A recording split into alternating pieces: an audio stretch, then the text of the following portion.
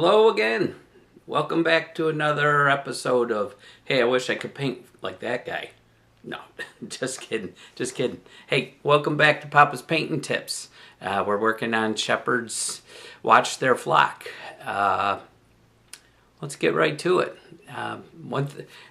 Actually, you know what? Before we do that, I just want to take a little moment to thank you all for your support and for lifting me up in prayer. And that is one of the greatest gifts we have other than salvation. Salvation is our first gift, a gift of God.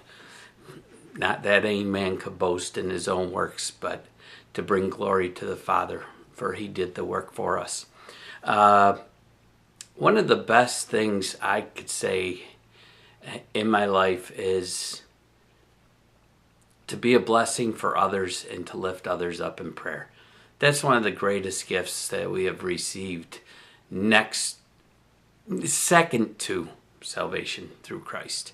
It is such a blessing to help others, to lift others up in prayer and pray for their needs, for their health, for anything that's going on in our bodies. It helps get our own perspective on what's going on in our own life when we lift up others first. Lord, we just thank you for this. Lord, just bless our hands today as we go forward. Lord, and I pray that each and every soul that watches this will hear your message. In Jesus' name, amen. Thank you. Thank you. Let's swing this camera around and get painting. Okay, I'm sure you notice that the camera angle has changed, and that's only because the direction I'm painting from and where I have to set my easel or my tripod and camera, I don't want to block your vision terribly. It's very hard to get a good image. Wow, I see something happened up here. I don't know where that came from. I did not rub anything against it. Well, that's terrible. I've now got damage that I got to repair. Eh, well, that happens. Lord. What I could have done is I could have thrown a top binder over the top of this. Some E-Tac, what is it called? I know I've got some. I think it's top coat. Base reducer, let me look over here. I know I've got some. Oh, I've got it in private stock.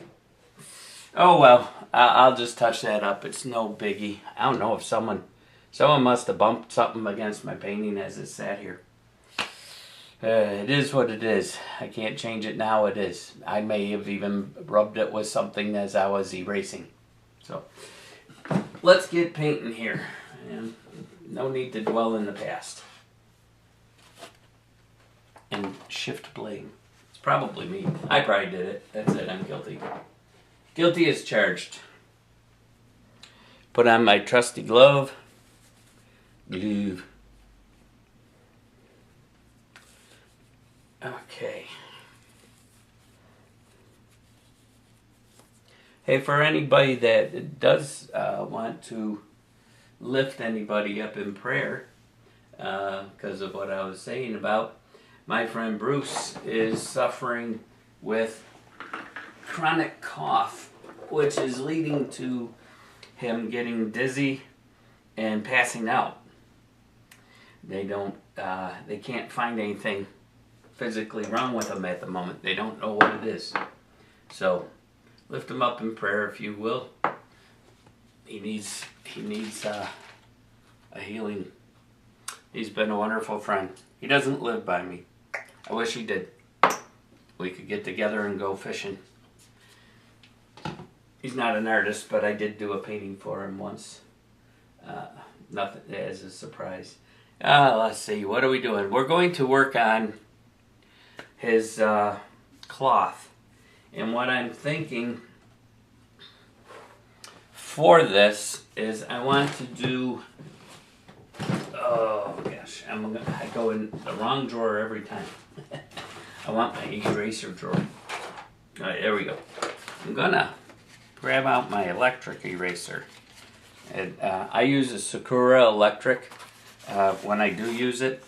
I don't use it a lot for doing texturing on faces and stuff like that because this eraser is so aggressive. So, whoops, there goes a little piece of nib. I gotta throw that out. Shame on me for being lazy and not taking care of the things. This is an awesome little eraser. I got my nib in here, and it's a battery operated. Takes AA, I believe it was, maybe AAA. I'd have to look. It's not a cheap eraser by no means. Let's see what it takes. It takes AAAs. Okay, 2 AAAs it looks like. Yep, 2 AAAs. So, bought this 2 years back. Actually, asked for it, not axed. I did that. I didn't axe nothing. I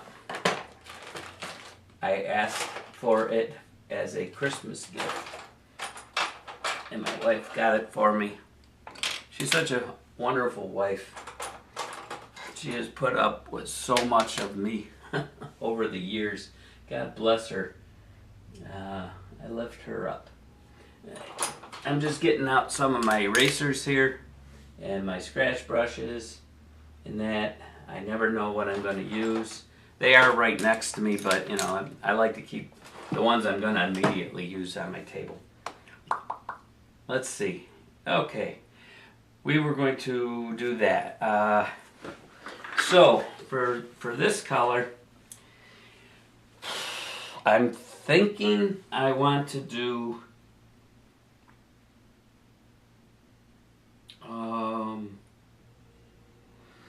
a reddish brown.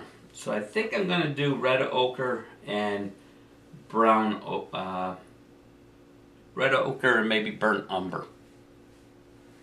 I don't want it too dark. I kind of like it on the light side. So we're going to create kind of a wool texture to it with some fibers coming off here and there. So let's mix up a color here real quick and see where we want to go. I'm going to start off with my water. All right.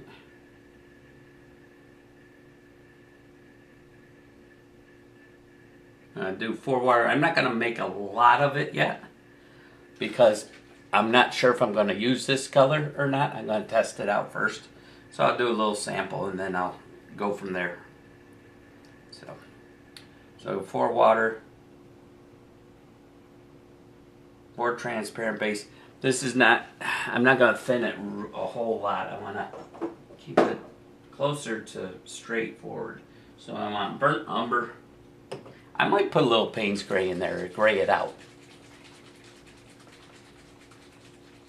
I don't want it too close to what the flesh tone is, so.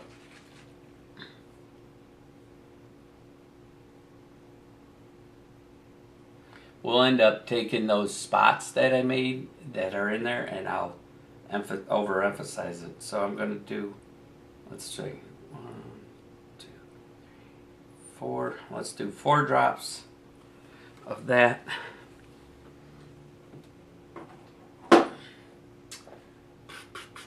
You know what? No, we're not going to go red.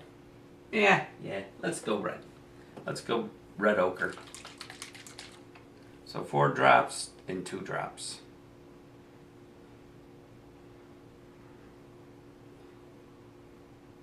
1, 2.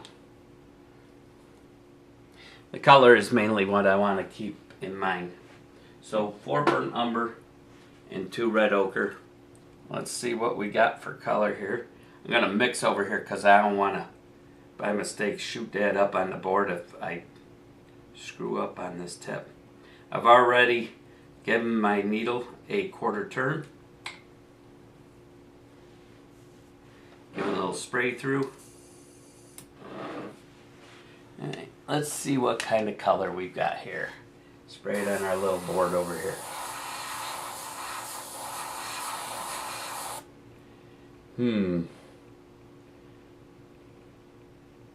Let's do, that's too close to the flesh tone. So let's do 2 sepia smoke.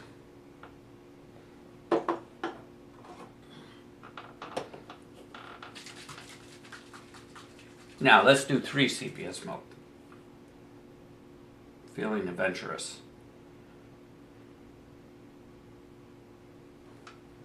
Alright. So I want to write this down real quick before my mind goes blank. Blankety blank, blank, blank.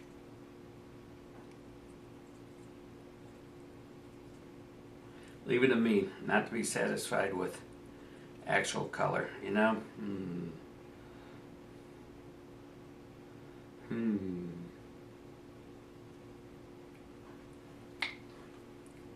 Give this a little tiny bit of black backflush, because that way I'll be closer to what I originally mixed. Spraying some of that through it won't work. Alright. I don't know if you hear that, but I know I've got the fresh color through, because when you go to spray it into this little pot here, it will make almost like the paint skips. Then you know you've got the fresh color in it. Now that's just made a little bit richer brown. Yeah, I think that'll be good. I think that'll work. That's it. Let's smack my painting. It's the only problem with having a small studio. Not enough space. So, God help our hands and my aim. So let's write this down real quick before my mind forgets. Make a little note here. I don't know if I want to put a shield up on this for the background. Let's write this down first. Okay. And we will name this shawl. And we went, what did we do? 4 burnt umber.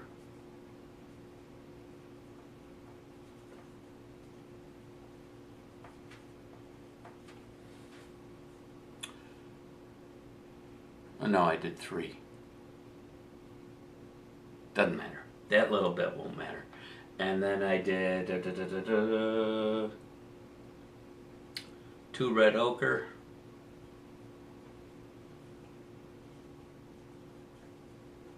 And then I did 3 sepia. Alright. Now that's written down. We can start to paint with this. I'm not going to mix more of it yet because I don't want to screw up my mixture.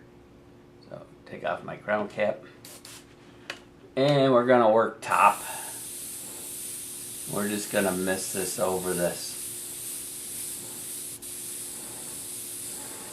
And what I'll probably do is my shadow areas, I'll take the same mixture and just add a little extra sepia. You know what, I don't think I need to worry about. We're going to make that rope a little different color. That's going to be a little lighter. So, I think that I'll just do maybe yellow ochre. Right, we're just putting down an even coat of this. This is a base. I'm going to bring it over here onto the sides and let it overlap. What I'll do with my eraser is I'll come back with my eraser and clean up the edges. And we'll put this down onto here. While we still got that base color, I'm not worried now down in here about overspray so much. Let's back this up so I'm not spraying paint everywhere, all over behind here on stuff. I'm just putting this behind my board since I don't have a backing board. That's not a bad idea to have a backing board behind it.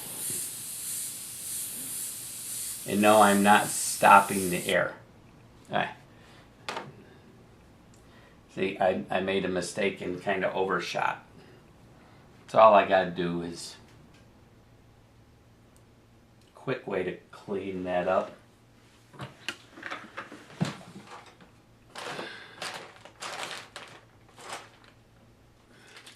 Yeah, you can use a gum eraser. You could use, I don't know how well with them.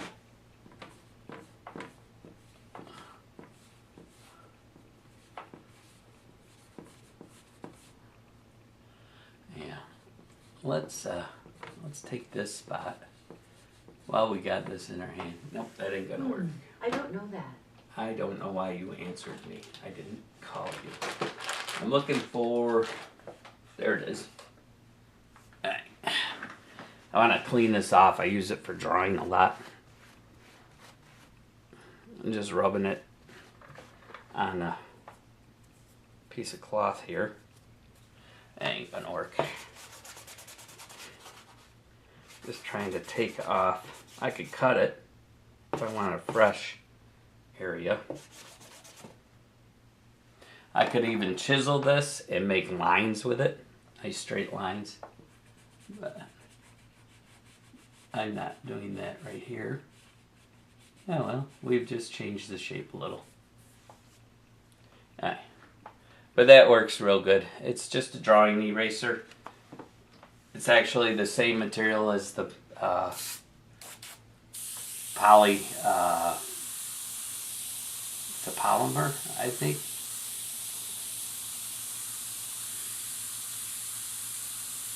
Let's get this a little cleaner. But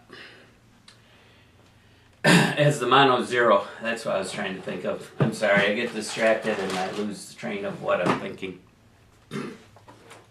No surprise there, right? Alright. Now, I think what I'm going to do, I'm going to clean off this eraser first. I think it's getting time for fresh batteries. There, I cleaned off the dirt off of this eraser nib. Because if you, I don't know if you noticed. I'm just going to do like little dots here maybe.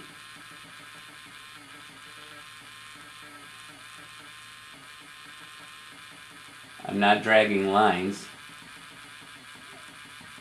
I'm just kind of dotting it. And more random, not so.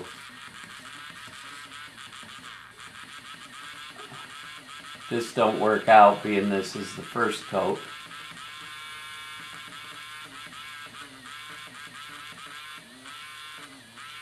I can draw lines with this.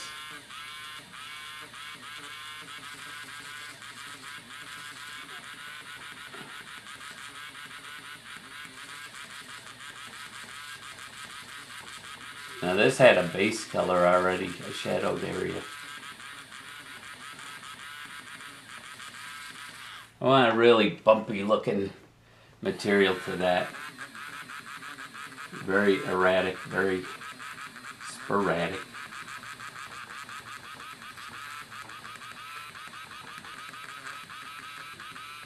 Because I was thinking in my head, you know, I gotta be careful, I'm dragging that eraser. Okay, let's do a little spray over that real quick. Brush off some of that eraser dust.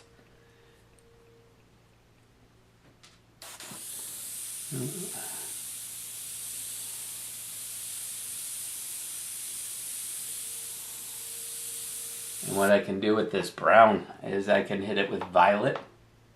And that'll give nice shadowy areas, and then violet with sepia for the dark.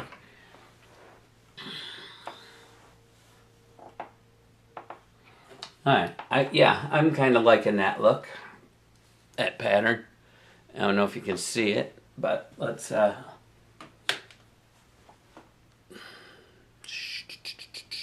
Let's zoom you in real quick. Lift you up. I just got to remember. Alright. I'm going to show you this.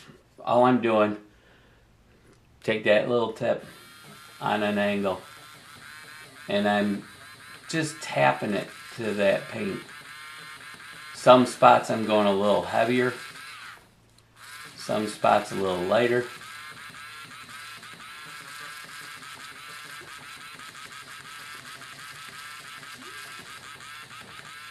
Now over here is where I had some more of that. I shadowed it with a dark color, a gray.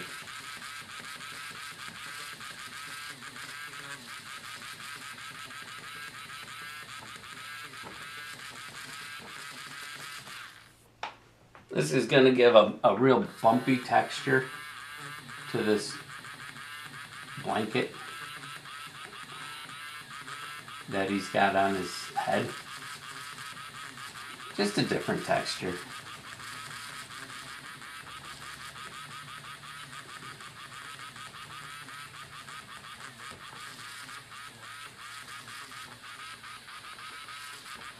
I'm just changing the angle of the eraser. You can put these dots closer together to create a highlight. Like up in here, this is going to be highlighted. So I'm just going to hit around here.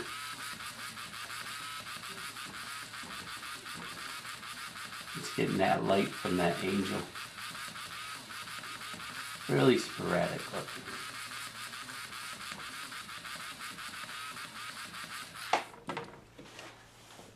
That's kind of a cool texture. I only want a couple over here to be picked up. Not a lot, because that's shadowy area. It's going to show up real dark. So when I mist over that, I got to make sure I keep that. And this is a little bit, thinking this is starting to come up again. So you gotta understand what our light is doing here.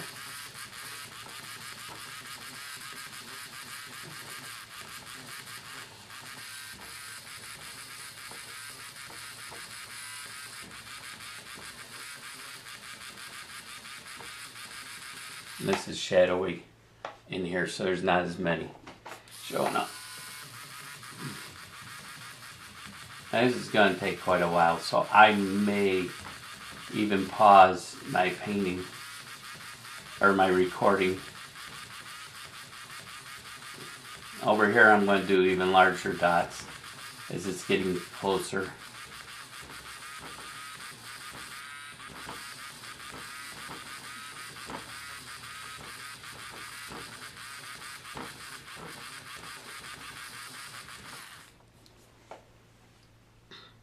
Yeah, that's a cool texture. I'm liking it. Because I did once, I did that other blind Bartimaeus painting, and I did elongated strokes with little bumps, but that was more a longer textured pattern.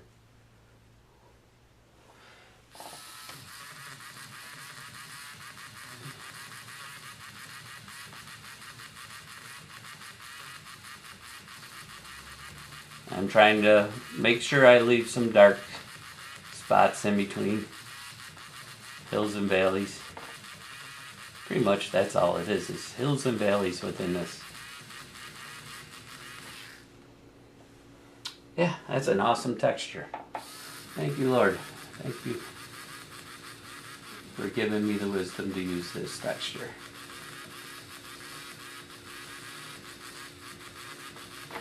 Now this is going to start wrapping around, so it's going to be a little darker over here. So I'm not going to worry about... I'm going to shadow it back more, but not as many of these dots maybe will show.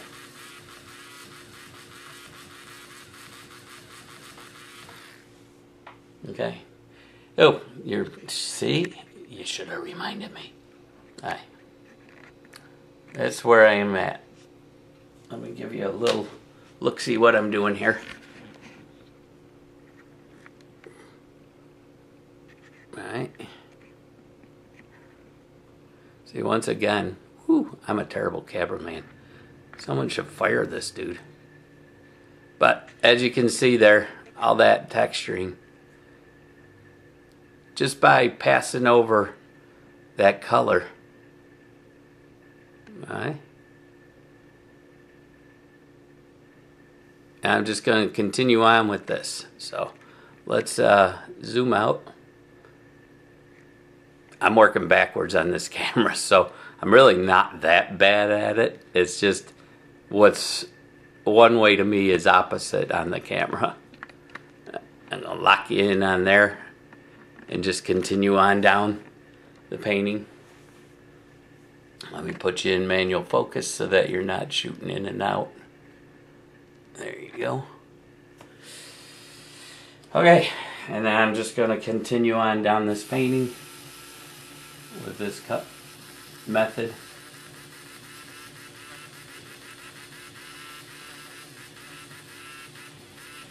And I'm going to make sure on these curled over spots I get a little bit. We got to kind of blend that in. And I'd already pulled some hair over that. And if I obliterate it, I can always redo that texture. Right here I'm just kind of drawing out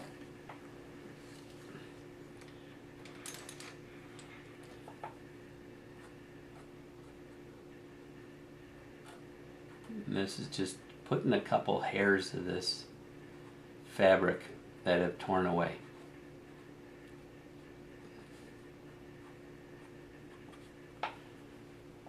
Just little tattered marks. These would be up above that.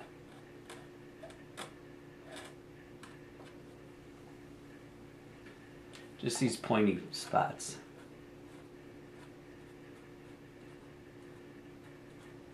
I don't want it to look like his hair, but they might even be a little bit larger. You know, truthfully, let's try.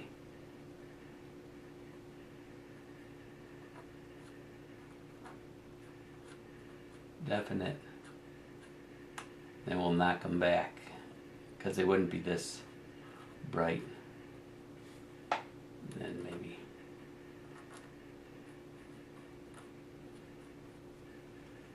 a couple curled back on the fabric itself.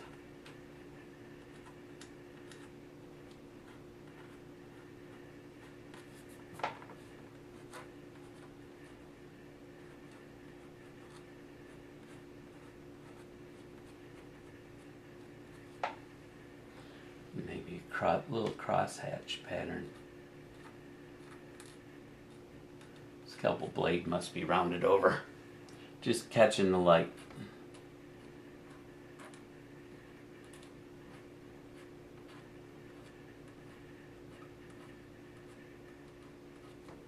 And then maybe where this edge is almost straight, we'll pull them right on top of, and we'll knock them back, you know. I hope you understand what I'm talking about.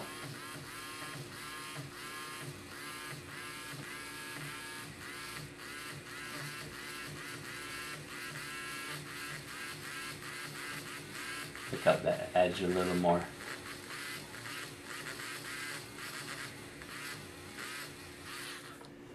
Okay.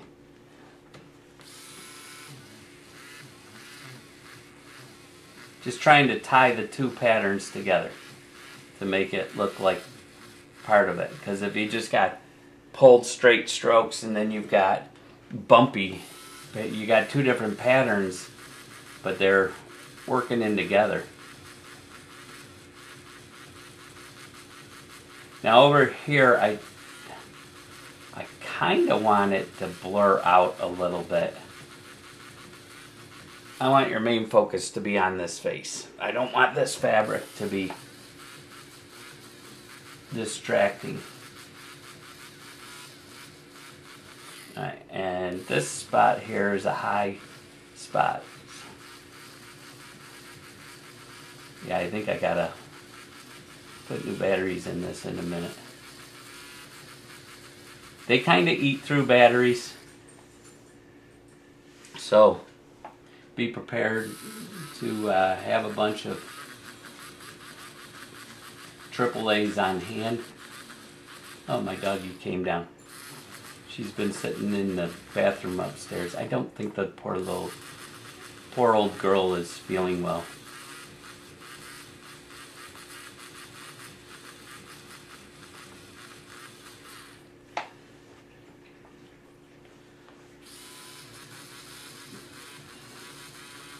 She had an accident yesterday on the floor. I think most of it was because she didn't want to go out on the wet, mushy lawn. This is starting to bother my elbow. I hate to tell you this.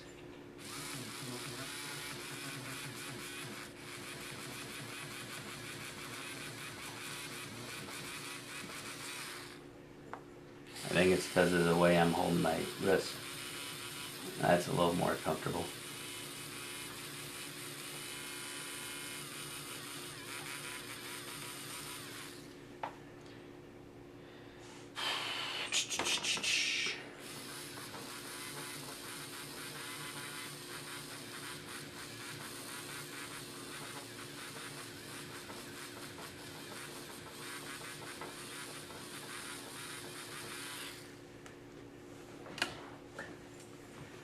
Again, this is the Sakura electric eraser.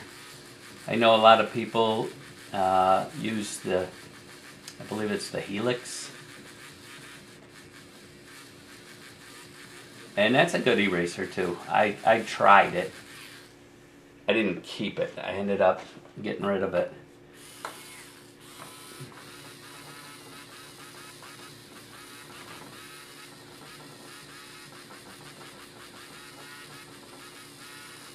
I like the Sakura better.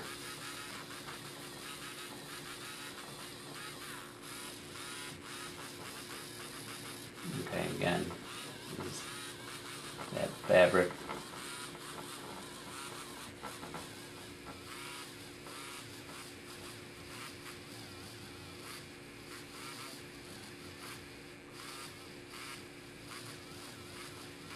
You can tell that it's bogging down when I'm pressing a little harder on the board.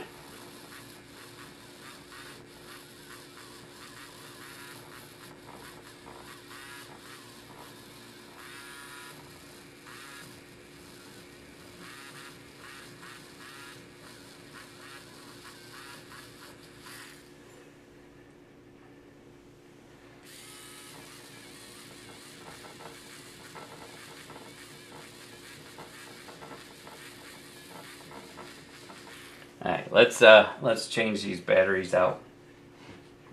It does make a difference, believe me. They're not dead, but they're starting to really drag on that. Hello, princess. How you doing, my little girl? Is Daddy's girl feeling better?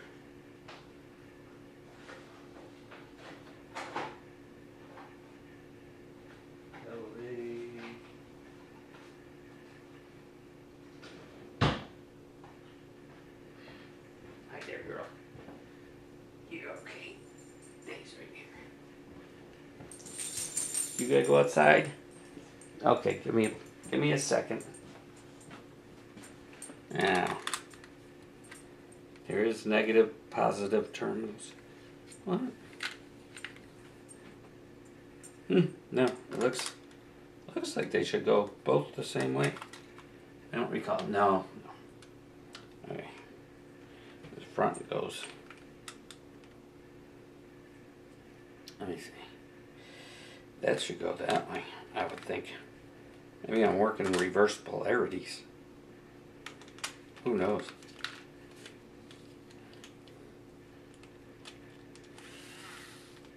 Well, definitely it's working. You can hear that compared to what it was. I'm going to pause you on the video. You won't know it because I'll be right back. I got to let my doggy out. Back again. That took a lot longer than I expected. Ended up having to change sheets on the bed. Poor doggy had an accident on the quilt last night. So I figured might as well change them all. Alright. Back to this.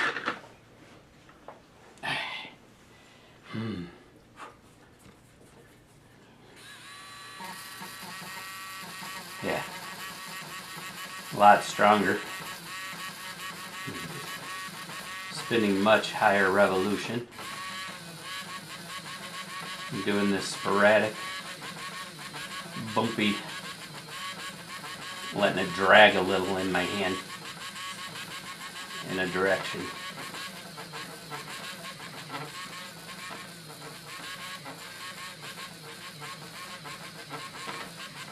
Now you're not going to notice it as much over here because I got this lighter at the moment.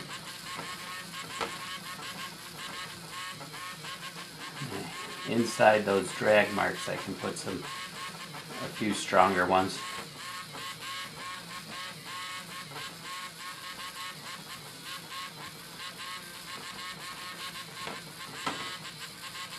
Now I can use this on the flat of the eraser, I can use it on the nib, because after a while obviously we're going to just put real light ones over in here because this is really kind of shadowed.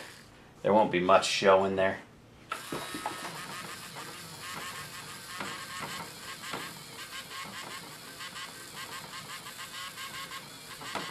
I can work a lot faster over in here. Just drop my shoulder. I may have to change the angle of the board. I got a feeling I'm going to have to. I don't want to irritate that tendonitis.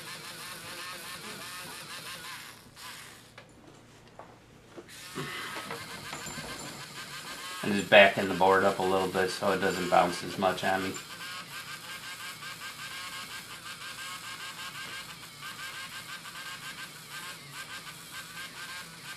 Over here I'm going to blur it. Like I said, it's going to go out of focus here. Maybe a little more up in here. And all I'm doing to blur it is just dragging it around a little bit. Almost like a skin texture. And this would be a little more highlighted and up into here.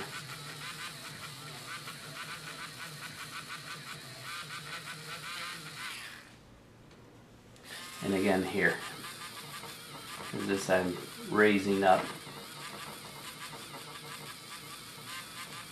Making sure I get a few of those round spots here.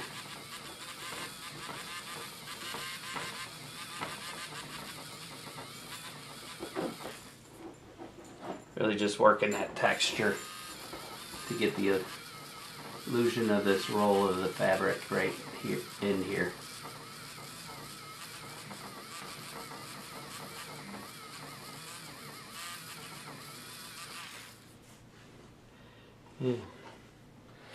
Works for me. Same up here, a little bit stronger.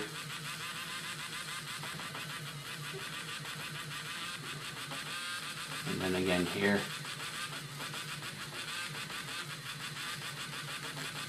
And just tapping it to it, letting it move every once in a while on me. And then up here, this ridge, that's a high spot. And then again up here, obviously.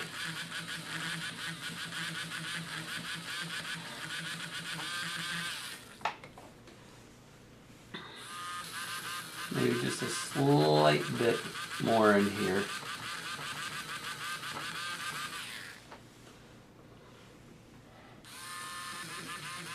And then again here.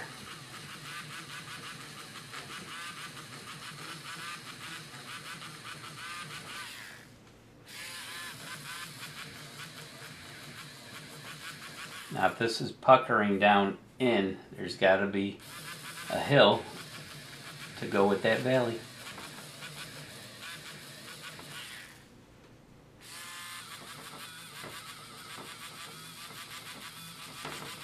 Like I said, over here I'm letting it kind of roll on me.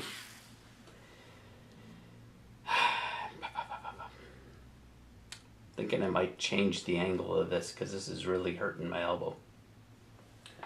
Okay, let's try this. Let's slant it a lot more so I can rest my hand. This is where the tennis elbow is starting to really affect me.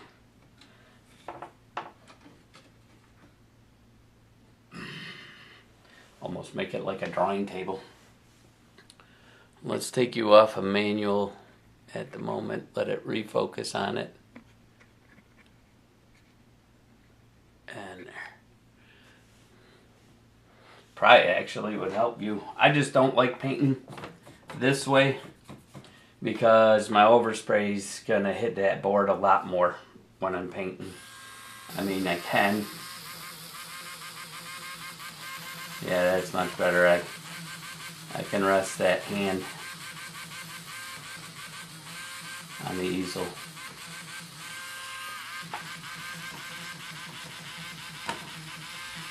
Making sure my head's not in your way.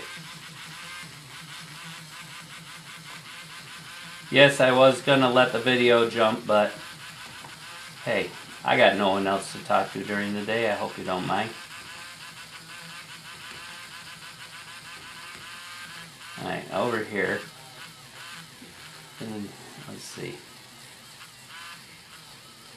this fabric's coming over, that's under, and here it's coming over again, just drawing with the eraser technically. Okay. It's not all gonna be even as it rolls over on that edge. I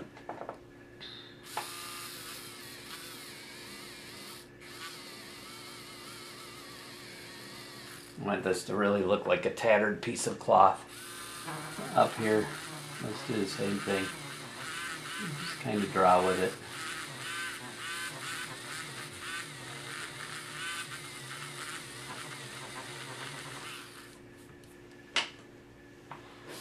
It becomes actually a drawing utensil.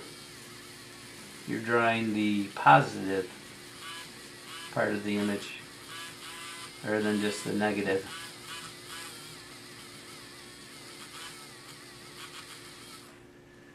Okay. And go back to bumping it.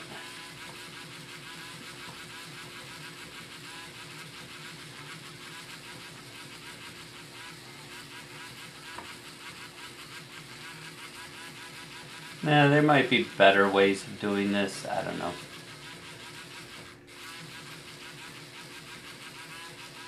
Spraying a pattern through something or...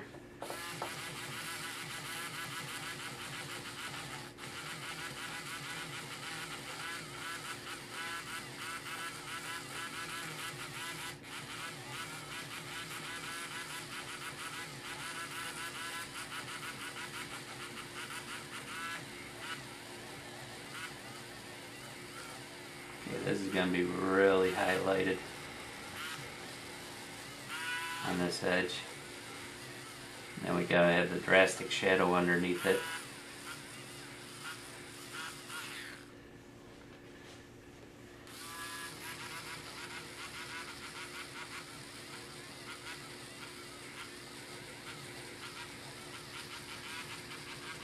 Some of you probably are thinking I wouldn't have the patience of doing that, and you know, the truth is, I don't. That's one of my faults. Not a patient man. You might think I am. That's the illusion. I'm very impatient. I don't like to wait too much. Oh, are we there yet? Mom, Dad, are we there yet? Trying to see what I'm doing. I may twist this board. I'm gonna turn this board just to make it a little easier. I gotta be careful with the eraser marks down there because if I go and brush them with my hand.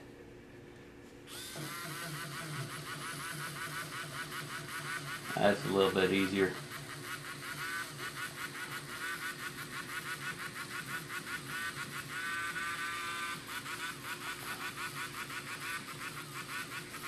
Trying to keep pretty much the same consistency of pressure over here, like it is lighter, and then it kind of curls under.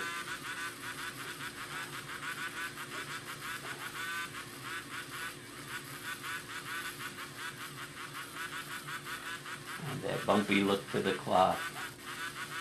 And we're going to shadow this a lot and remist. And we'll just pick out a few of those highlight patterns. I'm trying not to press. Under here it's not going to be as dark, so. Or not going to be as light. Saying the wrong things.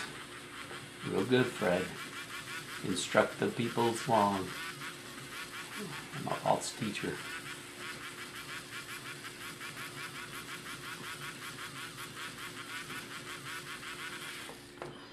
Okay. Now we're going to go back up and we're going to hit the top of his hood up here. And this I'm going to keep real soft. Not a lot. Because we want it to start going out of focus. I'm not going to do a lot up in here.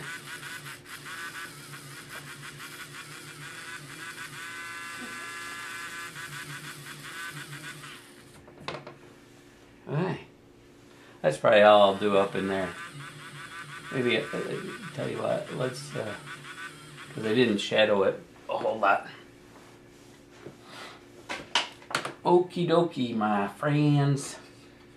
I gotta grab a hold of this because I don't want it to go flying on me. I'm gonna tip this back up.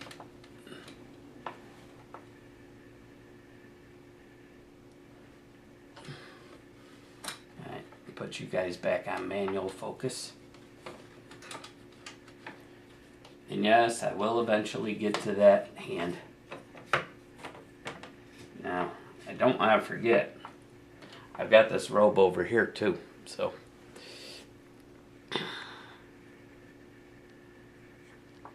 Alright, that is still on manual. I better take it off of manual for a moment, let it refocus if it's out of focus. There we go. Okay, let's spray in the opposite side. I gotta get all these shavings off. And the opposite side of this robe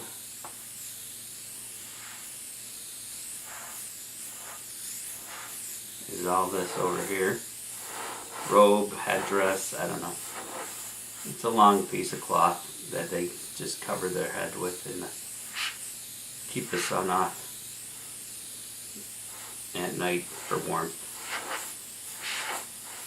I don't know if it's the same thing as a tunic, what the Lord spoke about when he said, if any man sues you for your tunic, give him also your cloak, or he sues you for the cloak, give him the tunic. Now I'm misting over this, but I'm also concentrating a little more color into the darker areas. Like I said, I don't want to obliterate it. I'm also paying attention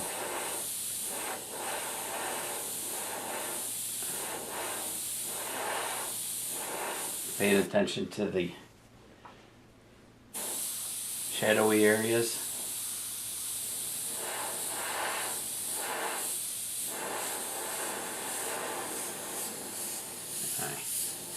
And under here, like I said, I ain't gonna make this real dark.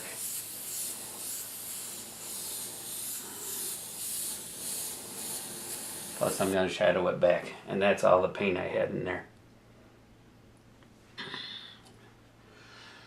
So let's see, probably going to, yeah, I don't want to mix the darker shades yet. I'm going to come over here and start adding in these bumps. Now over here I want it not as many, more out of focus. Again, it's further back.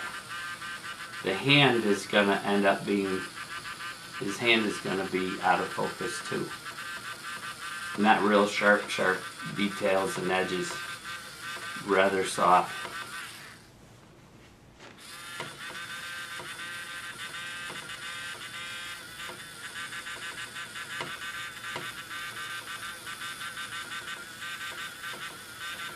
Maybe a few under here that are just popping out. Ooh, gotta hold my hand still. I'm getting too many line looking things. It won't look right. Now here this is coming over his shoulder. I don't know how much you can see here. So it's going to be a little lighter as it's catching the light. Really just tapping that a lot lighter.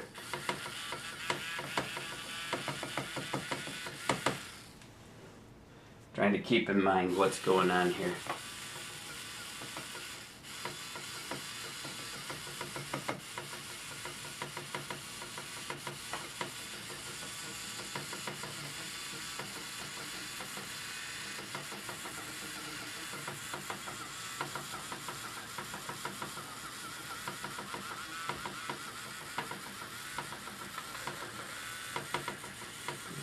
Getting over here. Rattling things.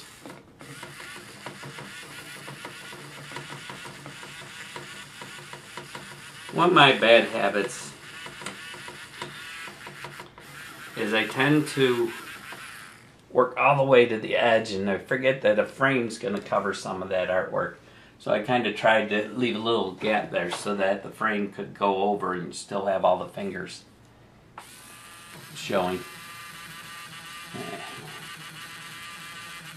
Gonna get some of these highlights.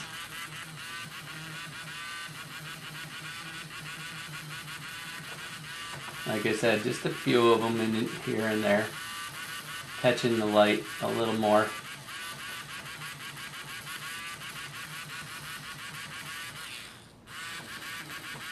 And especially on the higher edges.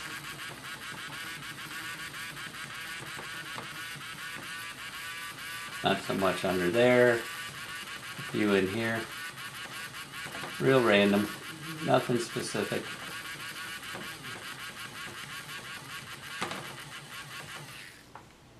Alright. And then a few more up in here. Like I said, this one's going to be a little more highlighted on the top.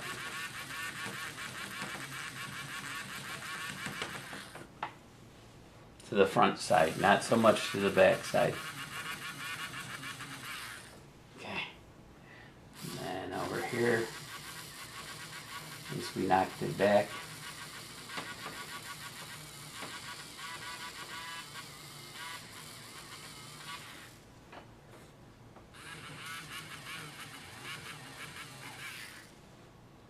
okay, maybe, let's see, maybe just a couple.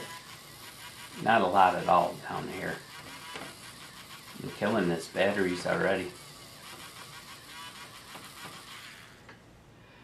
Probably be helpful to have extra batteries.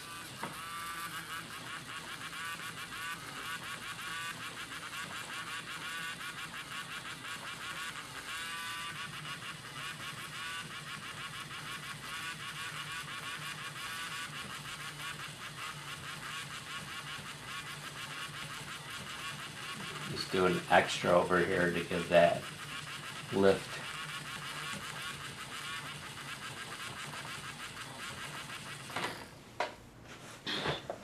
And kind of take a little look-see back from it. See where I'm at. See if there's anything I want to change. No. Maybe we'll hit a few up in here.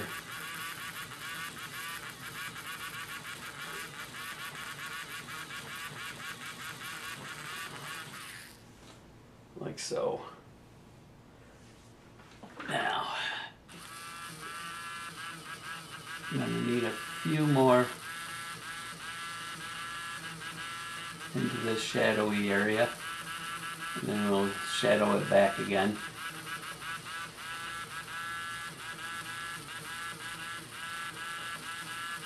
I don't want to go way down to the white board.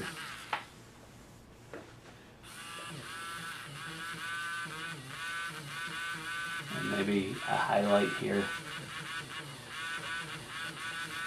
as that turns, catches more of that light, and lightly in here.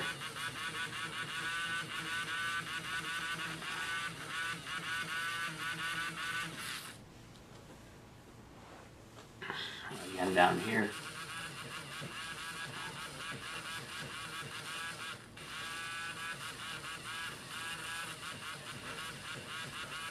Maybe right here a little more.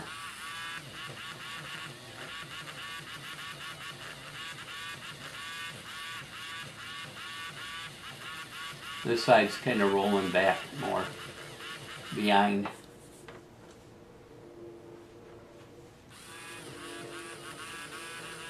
There's a little edge that's catching it, not a lot.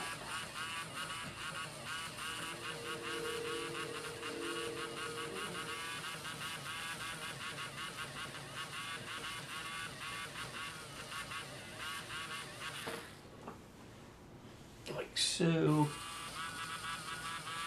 And just a few down here that are catching the light. Like so. Yes, yes, yes. I'm liking it.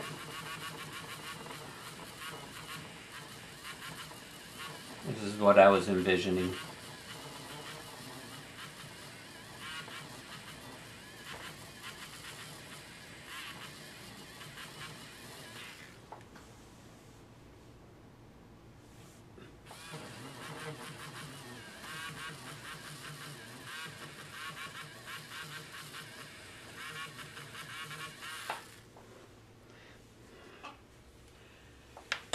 Okay. Now, let's see.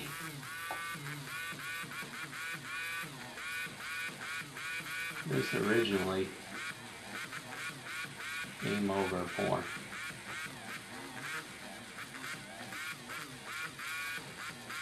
That was a shadowy spot in there. Shadowy spot.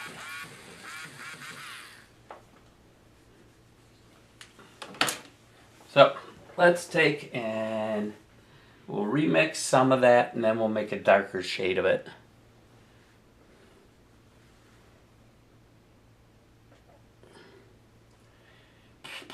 I know I left the other day to get my glasses changed, I had said, and lo and behold, they goofed up my glasses again. All right, let's see, we'll go 1, 2, 3, 4. 4 water. Give a shake. 4 transparent base.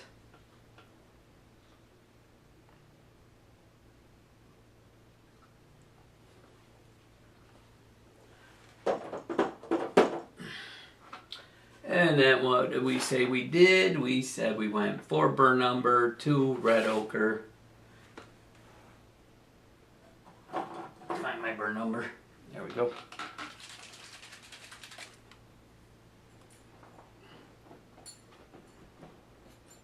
1, 2, 3, 4. And truthfully, we could alter this now, but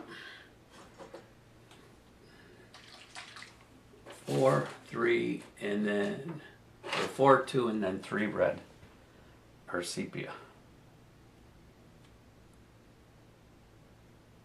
2.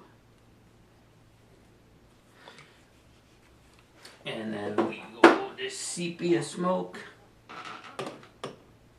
Getting pretty good picking out which one's which by looking in there at just the tops. And what did we do? We did 3 sepia.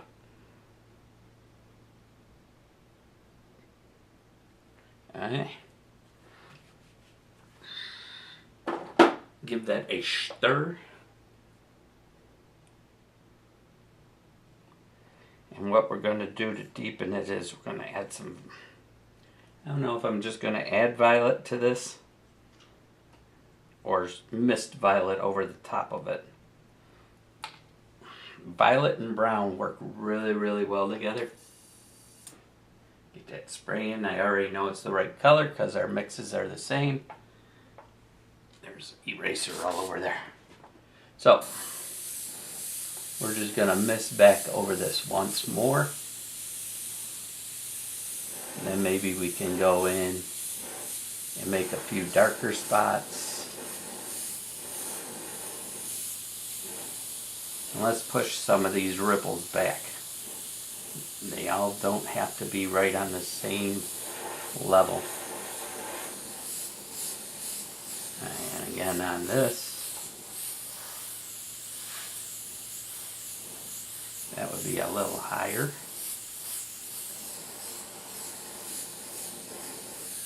Right, a little more color here. More up top.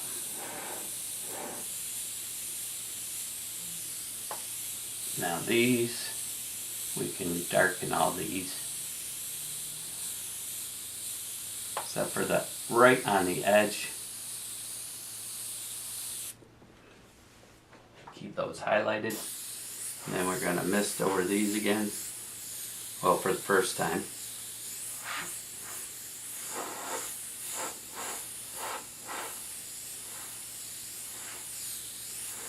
I'm paying attention to the angle of my brush. I don't know if you've noticed this, but I don't want to spray onto here, so I'm keeping my angle pointing that way.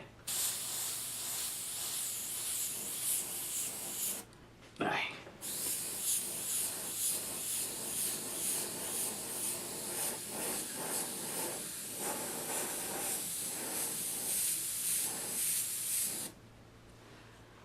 Alright, we're going to hit that with a little more highlight over here. Just on a few. Like I said, I want this knocked back, so I don't want a lot of detail. Further away, the dots would be a little bit smaller. And then over here maybe.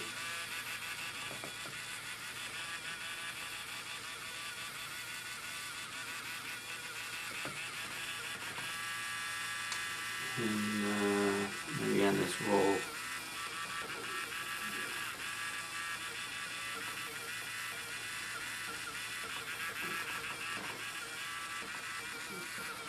Let's say this comes more like so.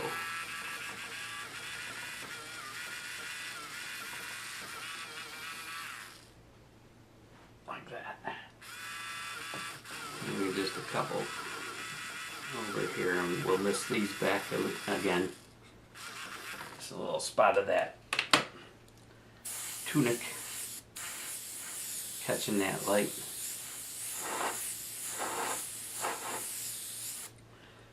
Alright, now we're going to add in to what's remainder in here, because we're almost done with this. I don't want a lot of deep, like I said, I'm going to add 6 sepia smoke. And I think, let's see, just violet, or should we do red violet? Well, since there's a lot of red ochre in there, I'm just going to add, whoa, that one exploded. And that's why I keep my hands away from that. Let's put this brush down for a second. Clean off the top because we made a mess. I think the violet did that to me the last time. We're going to do 3 violet to this, I think. I'll test my spray first so I know.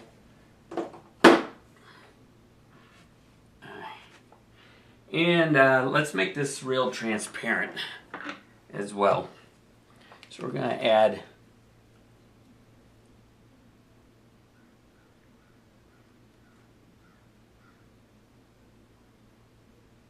eight transparent base.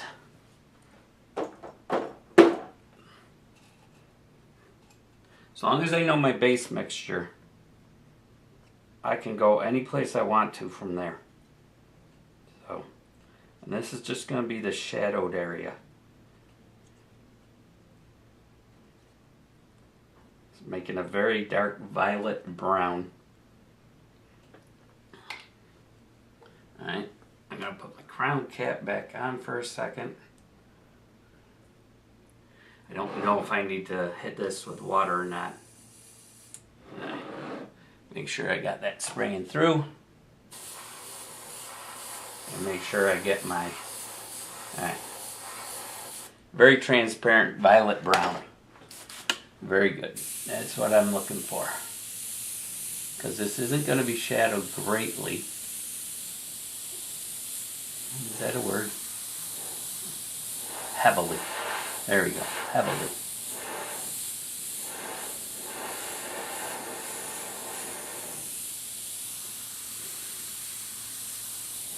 And then again up here.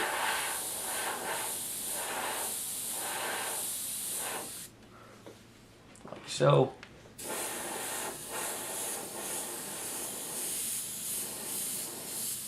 Just brings out the richness in that brown.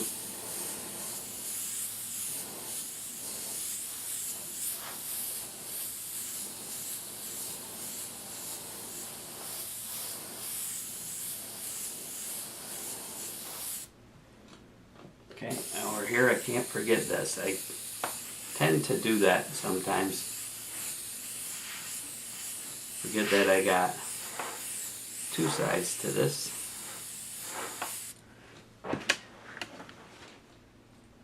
Okay.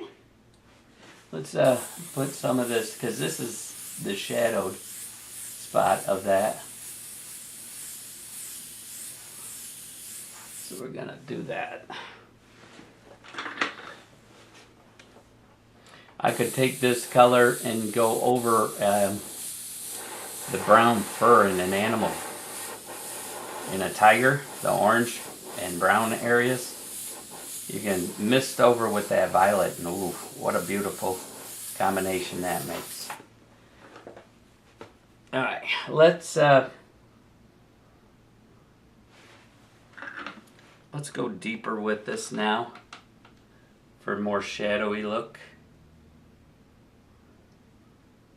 Just a little, not a lot.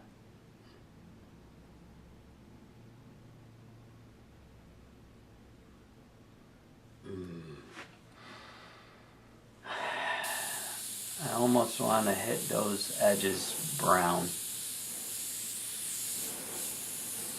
So I might go back with my base color and remist these white areas now. And just thinking of this side.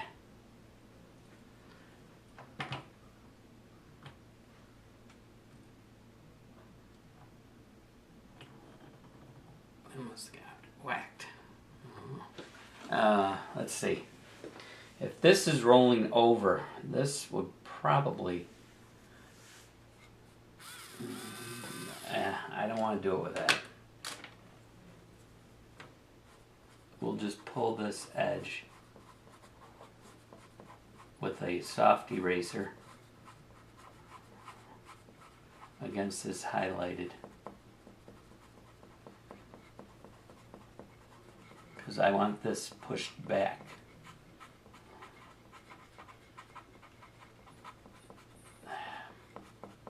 Like so.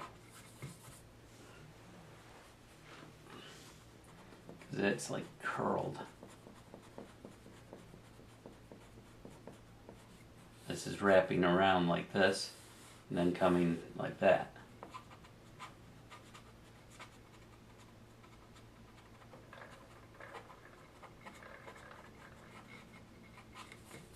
Maybe something like that on that edge.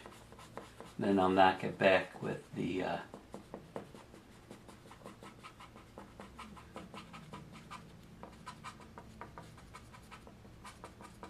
original color. Okay.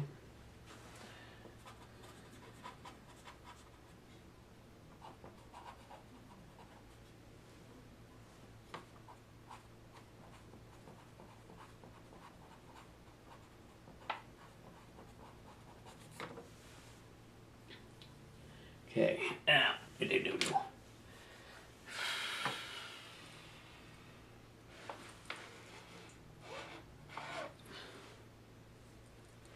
maybe what I'll do, while I still got this color in here before I take it out, maybe what we'll do, we'll go in and spot a few darker.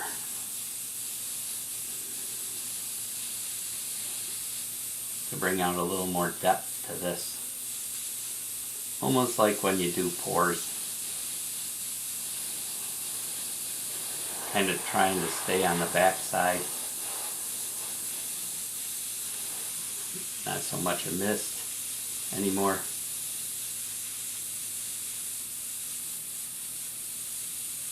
I'm pulsing my finger as I'm doing this so I can get larger and smaller dots and pulling lines at the same time. Yeah, that brings out a lot more.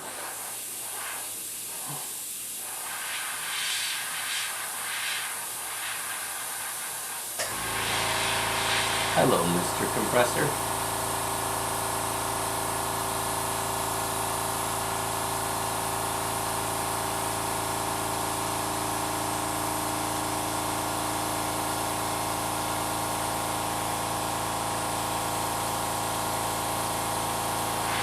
Those spots will be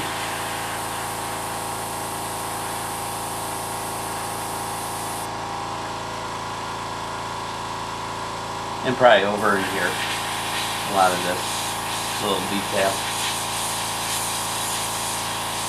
I'm going to keep it back a little more.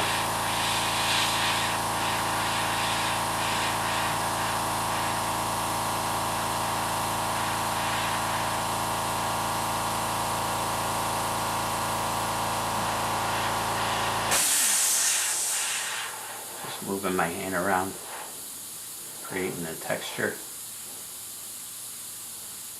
It's all in the imagination, anyways.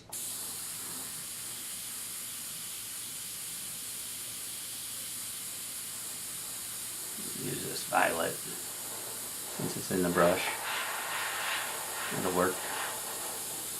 And we'll go back in with a brown and a gray mix. And again down here. Really kind of keeping it loose and free over in here.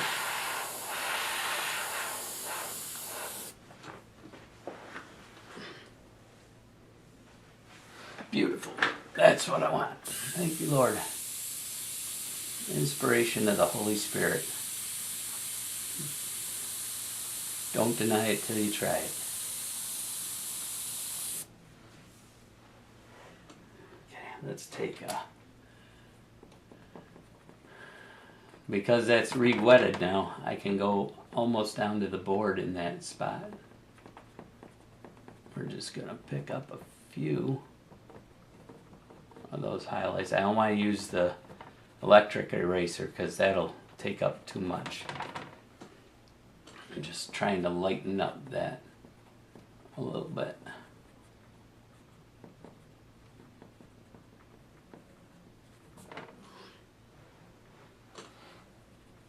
Maybe a little more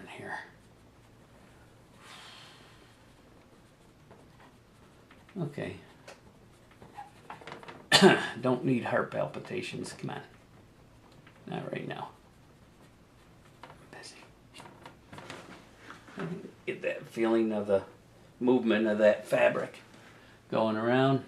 Maybe some more light ones in here, because a little bit of light is penetrating through.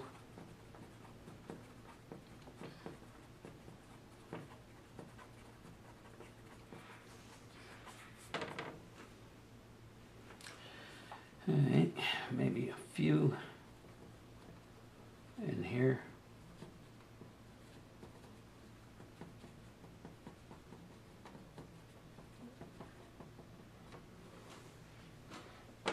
And then a few over here.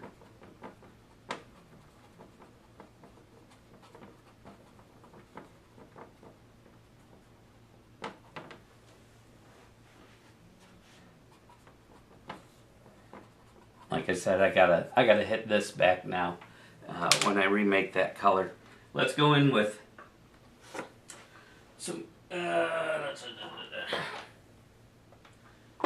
am I gonna do? Payne's gray, maybe, and some more sepia smoke, or just a whole bunch of sepia smoke.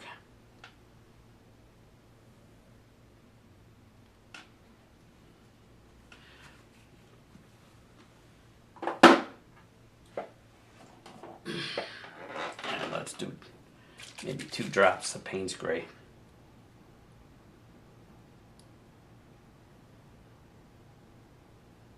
I'm just mixing into what's in the cup already. 3.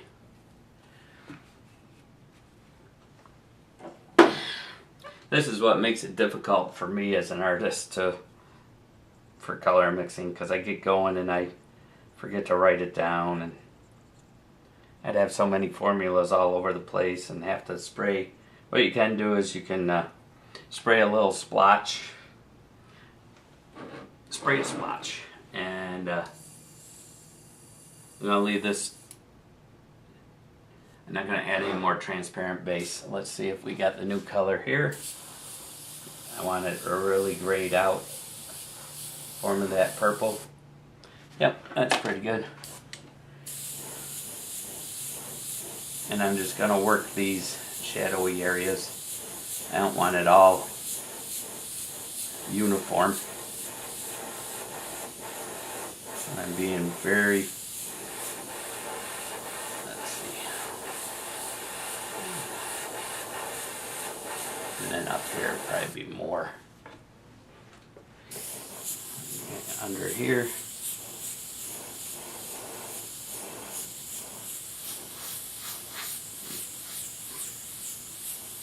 Just deepening those shadows down like that. So let's blend that out a little more.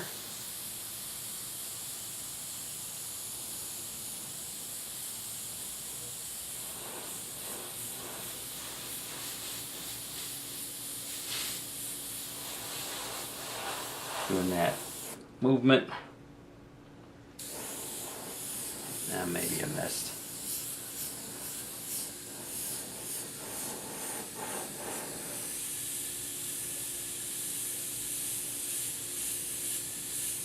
This maybe comes down a little more. I keep forgetting to work in these edges. It's not good. Alright, that works. Works for me.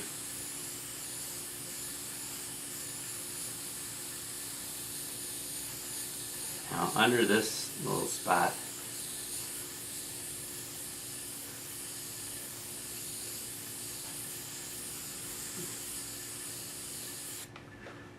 get the roll of this fabric here.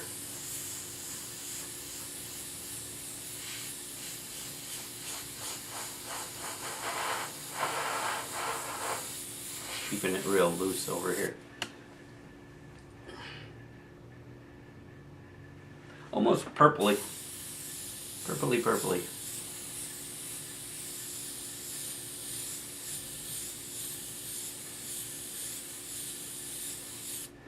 Like so.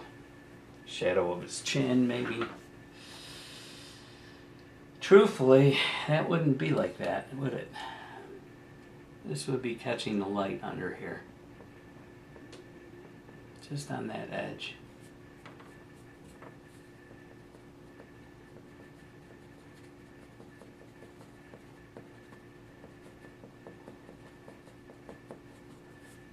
Probably like that.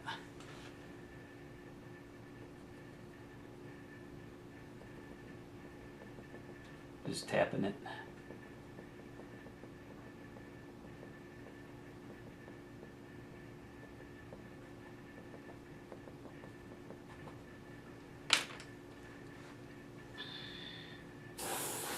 And let's shadow this out. I don't like how bright that is.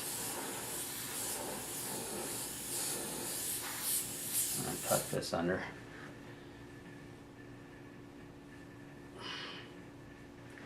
And then since this is so brown over here, let's get in some of this color that I got in the brush right here to blend that out. So it kind of matches. Otherwise it ain't going to make sense color-wise. And under here. Alright, now, let's see. I got to go one step darker for in here. For underneath there. So we're just going to hit it with some Payne's Gray. Just to deepen that up.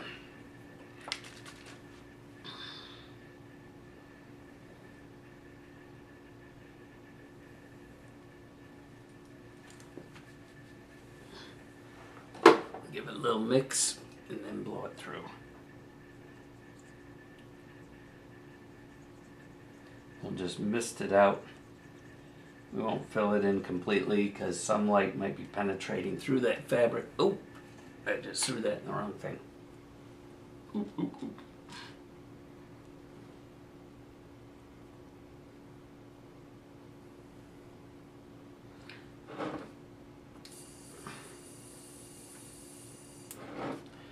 Make sure we get a little difference in color. Yeah, a lot more gray now. Okay.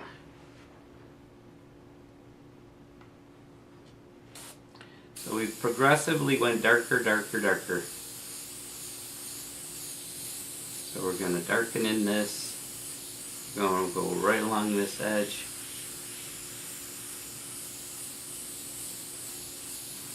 Like so. And we'll let it be a little bit of a spot. There, we don't want it solid. All right, maybe along these edges where it curls under more. Let's hit this a little more.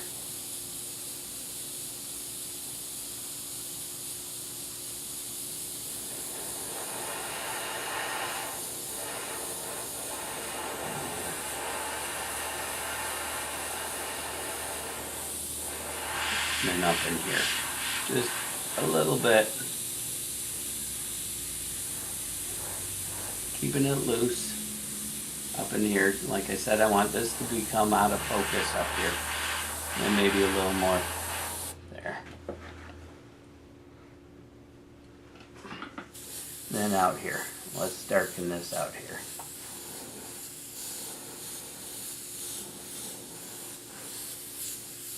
Just a big mist. Get that out of focus. Keep your concentration in on that face.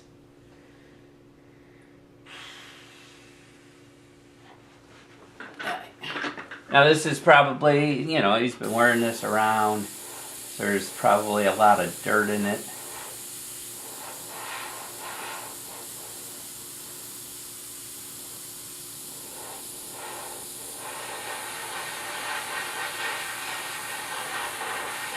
I'm just adding some detail, but real loose. Otherwise it looks too flat.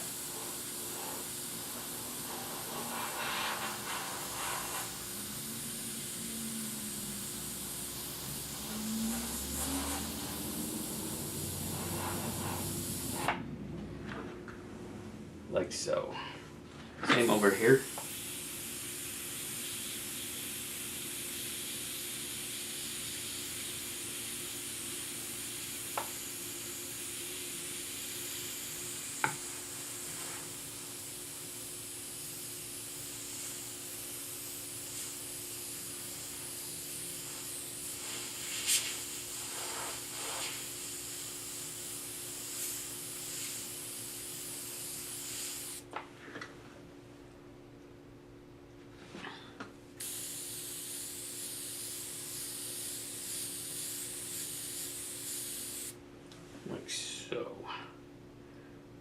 think that's very nice. I think I like it a lot.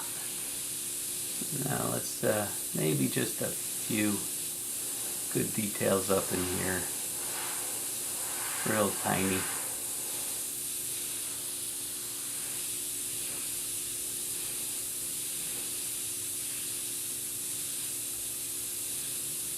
Now we got a shadow and work in this. Otherwise it doesn't match. There, that's tying that back together here. And then under here, we gotta strengthen this a little bit.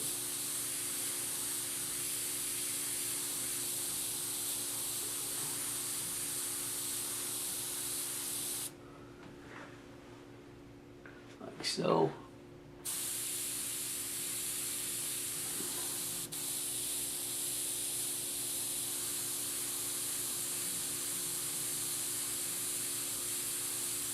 Trying to make a little bit of a shadow coming down. Not so straight.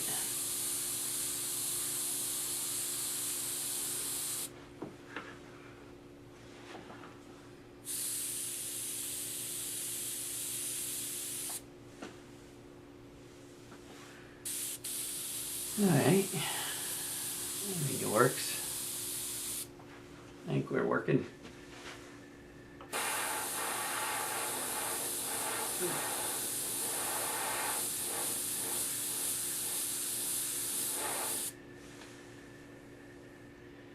Get that nice and sharp under there.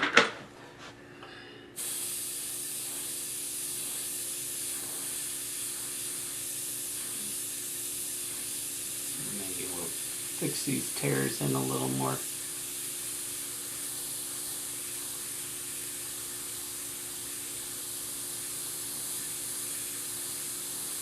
This will give the illusion it's sitting off his head a lot more.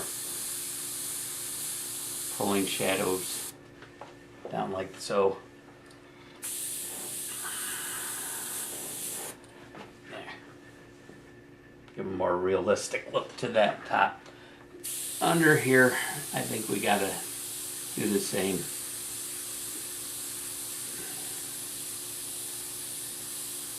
Otherwise it doesn't look right. There we go. Yeah, that looks better. Not so flat to his head. Beautiful, beautiful. Now, my last adventure on this, I gotta get some of the brown back in there. It dropped off so much with the purple. But actually, I don't mind that color. That color works for me, huh? How about you? I'm going to rinse out this brush, go back in with my first color, and knock back all those white highlights because they look unnatural.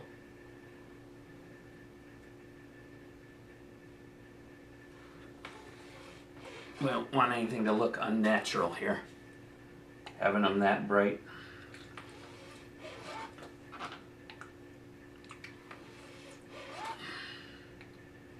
Being that I'm going from a darker color to a lighter color now, I really want to give a good rinse through with water until my color's really diluted.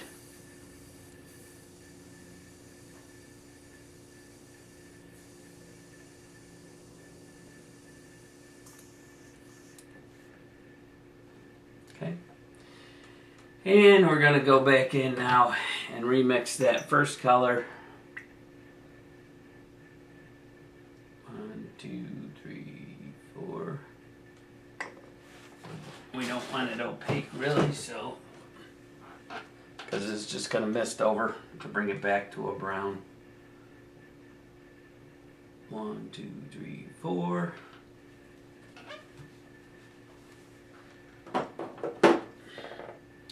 Red ochre. Right. No, 4 burnt umber. Not right. So it's 2 red ochre, 3 sepia. So 2 red ochre,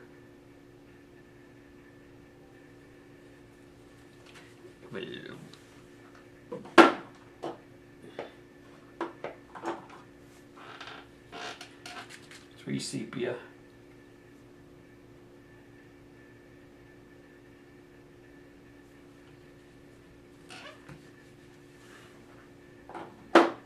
and then 4 burnt umber. Go back to our base color.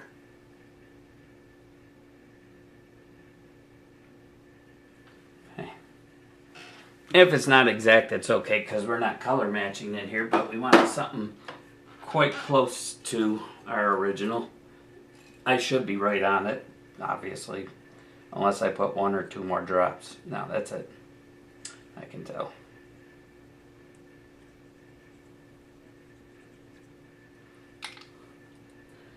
Give a good spray through the brush.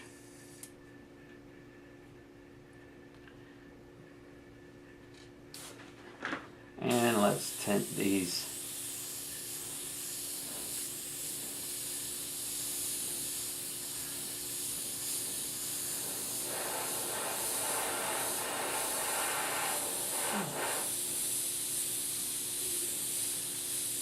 Tint these edges. Then we can mist over the entire thing to bring back a brown look. Because we got a little too part of the purple.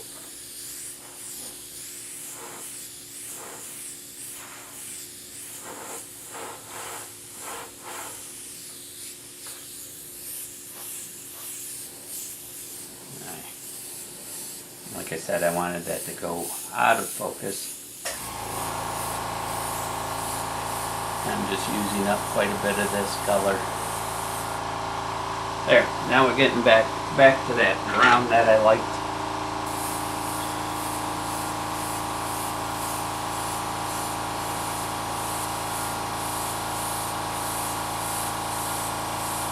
Just tinting it back to where we wanted it.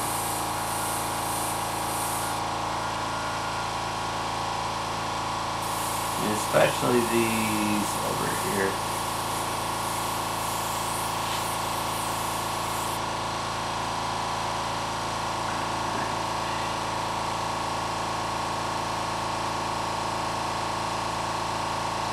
Just pull a couple little specks on these. Just pick off that edge. Like so. Remember we had a couple over here that were coming around. And again over here. These will be the only bright ones, I guess. And then we'll just tint them back a little again.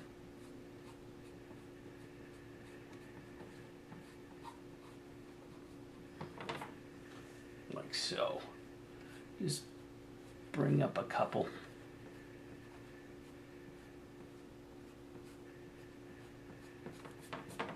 Then we'll tint them a bit. Like I said, we'll tint them back again.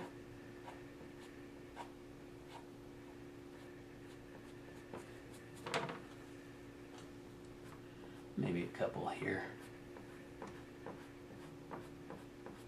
They're catching a little more of the light.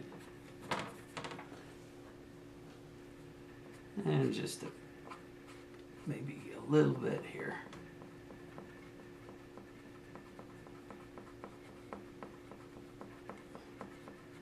Got to get that bumpy look back into here because I kind of lost it a little.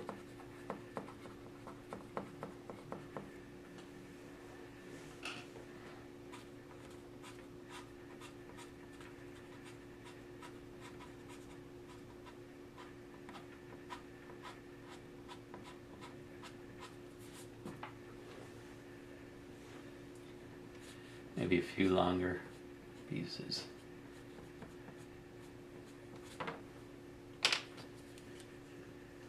Let's try pulling it with this. See, like I said,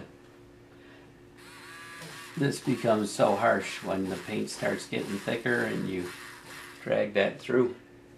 There's just a couple that I'm gonna, let's not do that, but let's do this. Okay.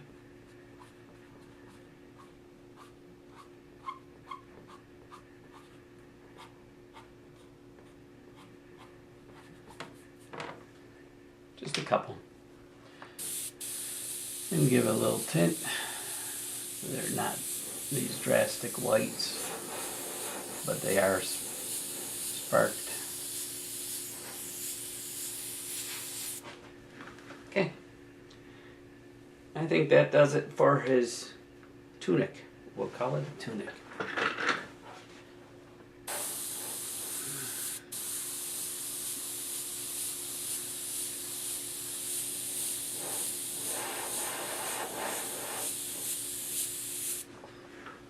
Like so. Hope you've enjoyed this so far today. I'm just tinting this even more brown. I think it was too far off. We went a little too much to the purple. Aye.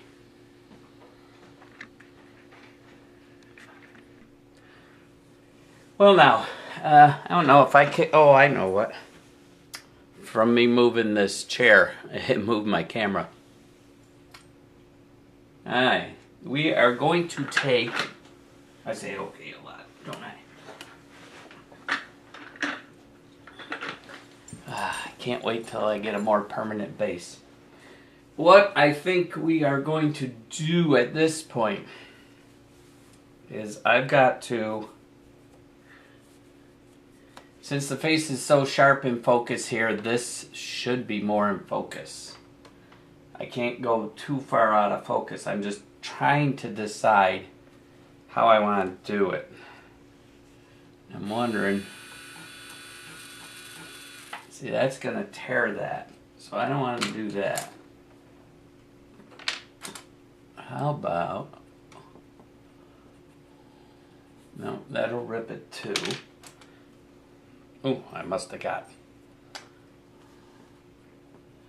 Alright.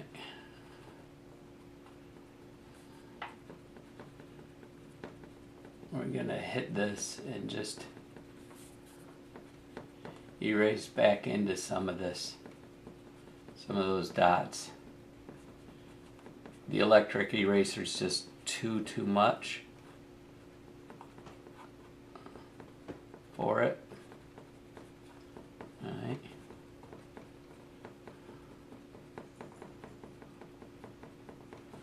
We got to bring that a little more back into focus. I had little too much misting up here. I don't mind if there's a couple bright spots, but don't make sense.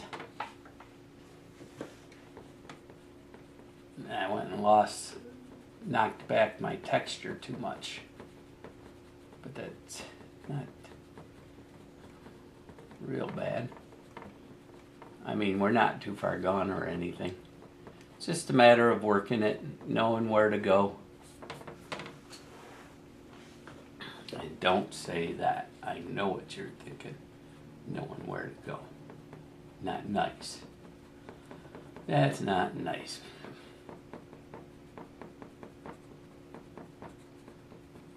Because I got the nice dots up in there. This has got to come back into focus more, so but we're just going to work back in some erasing. I'm just pushing this eraser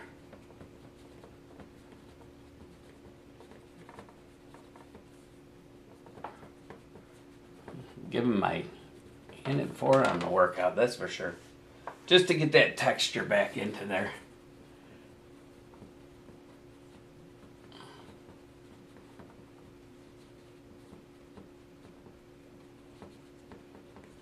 I think this is working.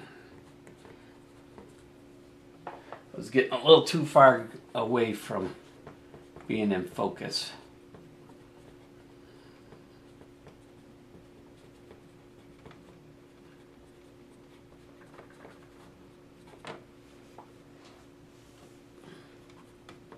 Same on here.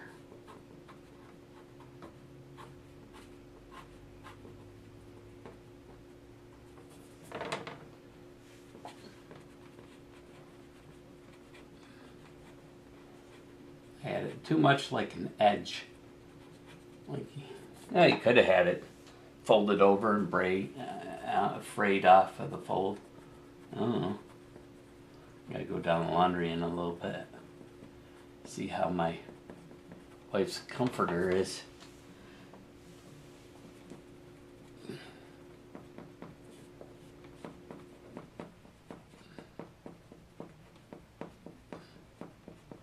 And this is too blurred back, so it's really got to come out here. Yeah, that's a lot better. Yes, that's what was missing. Those highlights in there got knocked too far back. Too.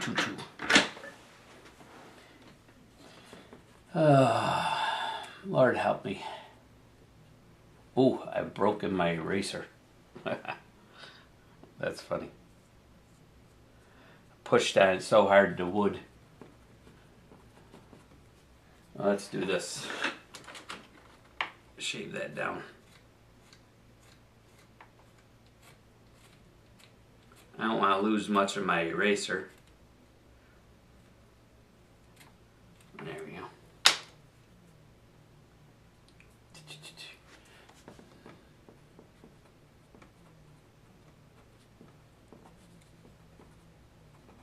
Not too soft.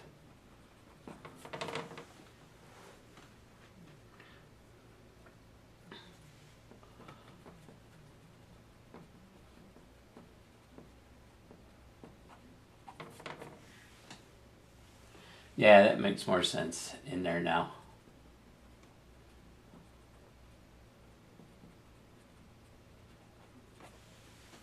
It's got a little bit of a roll, but it's not going to be so drastic that it drops off that far. That's what was bugging me in there. Alright, same over here. I shaved that back too far. Let me get my other pencil eraser. Come here you go. There. That one I can use. I got 2 of these. And too hard. I've had them for a long time. They last.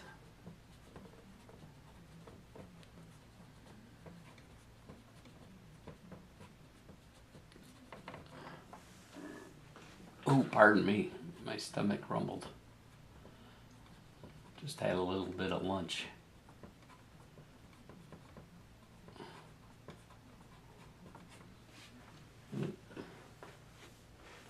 Oh, it's much nicer, yes.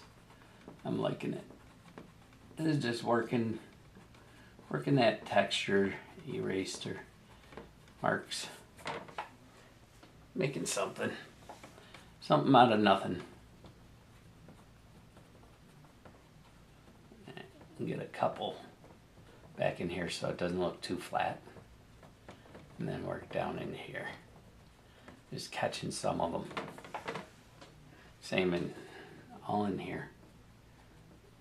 I just don't want to be too drastic.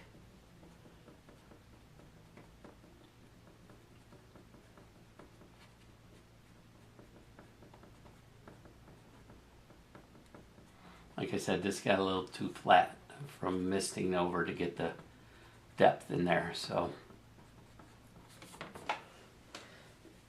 that's a lot more believable. Same down in here. We'll work this down. We'll go lighter on it in here and then heavier a little more out there, just to take back some of that color we put in. Blend that in. Get the movement of that fabric back. Like I said, it's supposed to be a wool, at least in my mind.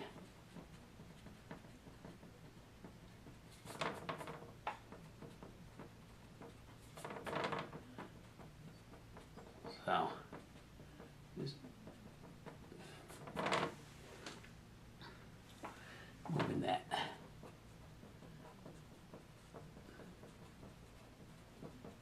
I don't know how much this shows up on the camera. Maybe I'll pick the camera back up again and zoom in on this so you can see. Let's do that. Let's take you off, put you on auto. I say you. Let's go down to where I'm working here just for a minute. Oops, wrong way. There we go, wrong way, Feldman. Alright. Zoom back out. Sorry about that. I went too close in. But you can see what I'm doing down in here. I'm gonna tip you back down a little more. Told you I'm a bad cameraman. I need to be fired. Shame on me. But this is all I'm doing in here. So you can see.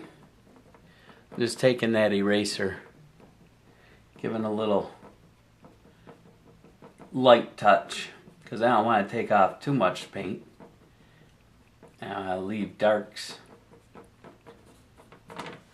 Right, these are just catching a little bit of that light that's coming around the edge.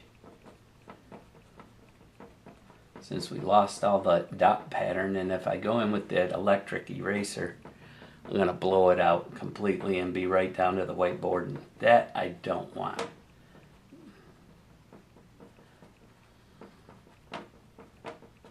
This is to get that fabric look of the wool and cloth.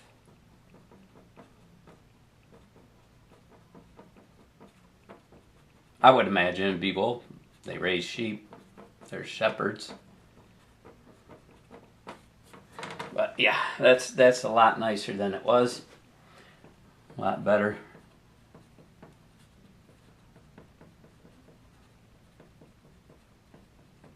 Crazy, huh? Just a little bit of work on that changes that whole surface into something way more beautiful.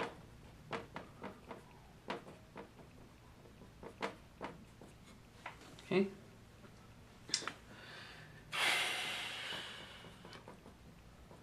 Now down here, there's going to be a little less coming through because this is the bottom of that fold.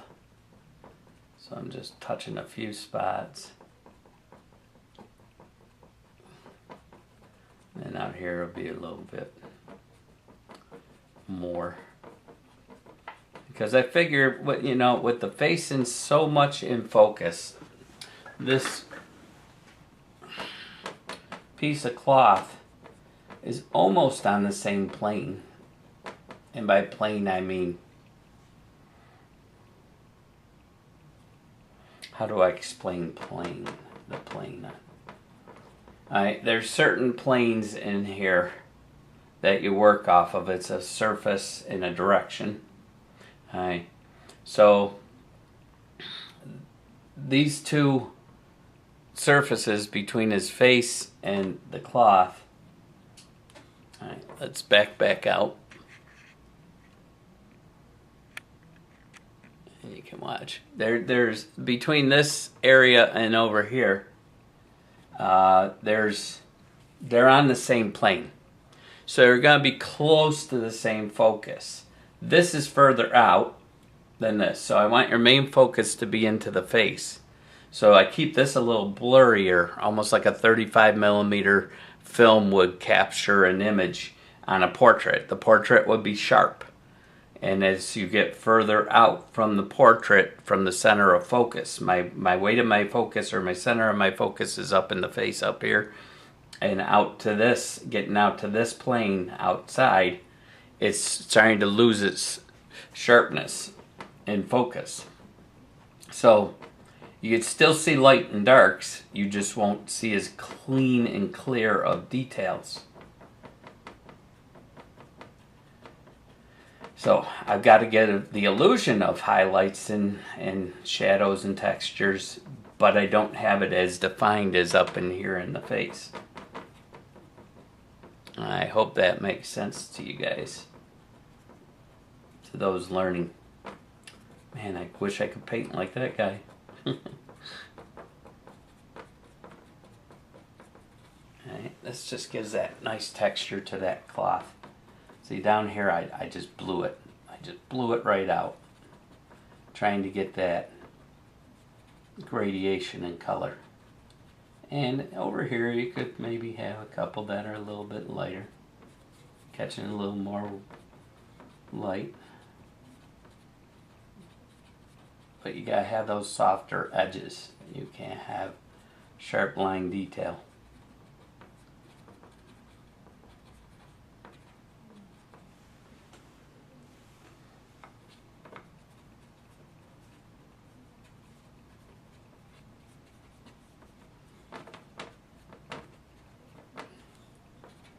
Just doing this all the way down.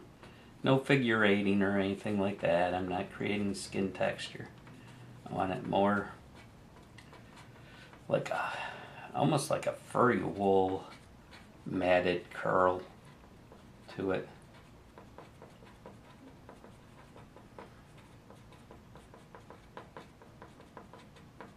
Like the nap. There you go. That's what I'm thinking. The nap of that fabric has come up.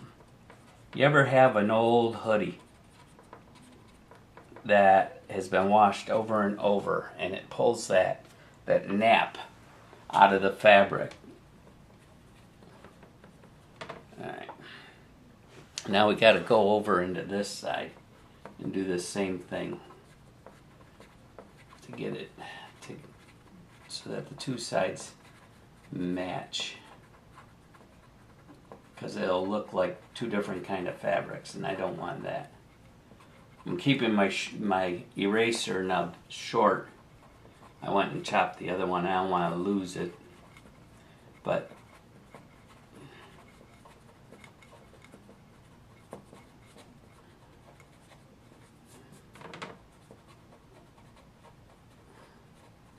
under here would be lighter. It wouldn't be as dark as I was thinking, because the light of that angel, and there's nothing shadowing it. I could say, oh, the hand is shadowing this, and it very well could be.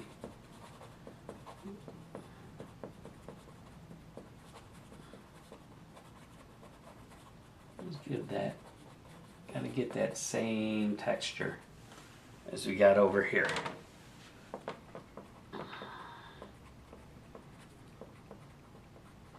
You want to know how I know to do this texture? By accident. I just moved the brush. Hey, that looks good. I'll go with that. I knew what I was doing there. Hey, most of your best pieces happen by accident. You do something, oh, hey, I really liked what happened there. I really enjoyed that. Yeah. I'm liking this. I was getting a little bit distraught in my head over how this looked in this area. Wondering, oh man, do I just fudge it and say, yeah, that's the way it's going to be? Or do I work on it? Do I labor on it? Put in that time. Put in that labor. Yeah, watch out, I'm going to be scratching on it with it. That's the other thing I got to do. Is I got to make some dowel sticks. Pointed dowel sticks. I don't got any dowel in the garage that I can whittle down the ends.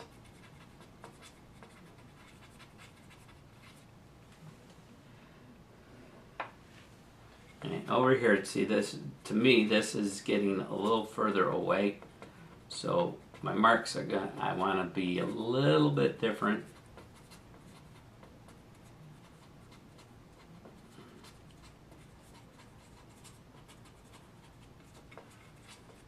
And I'm thinking for the fabric of the neck, I don't know what color I want to make that. And that is going to be more of a linen cloth, because against their skin, I would imagine they would try to find a nice piece of linen that would be softer, almost like a cotton. And there we go. That looks beautiful. Yeah, I'm liking that now. Thank you, Jesus. Thank you, Lord. And then some of this, maybe catching some of that light.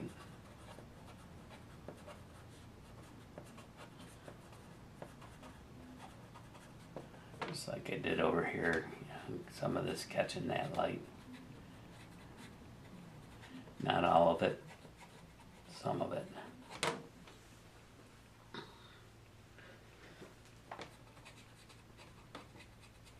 I also pulled some hair over this a little more while I was kind of on break. Let's get some of these. Right there, I'm hitting that wood.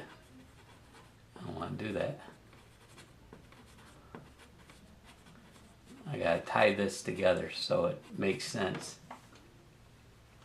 And I want it to jump out a little more. Oop. I don't know if that's on manual or auto. Okay, let's back out, because I started to work on that top. Oop, that was my bad.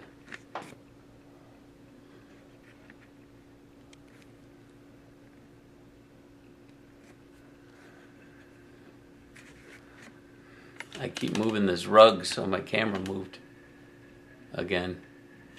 You are no longer in center. Okay, hit this off. All right, put that on manual so it doesn't change focus on me. All right, I'm gonna sharpen this one up a little bit. Not a lot, because I want that tip to still be pretty solid. I get too thin and it gets too soft and then it bends. Okay. Just lighten this up a little. See, now if I do anything to this now, I really gotta only mist on it, and with a very transparent mist, because otherwise it's not going to look right. I'll block them out again on myself. And back here I'm just really keeping that loose to give that depth of field going back. So what I was thinking was, on his shirt, or that linen, what color do we want to use in that linen?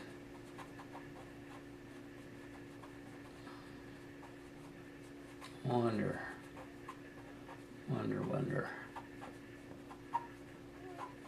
Get that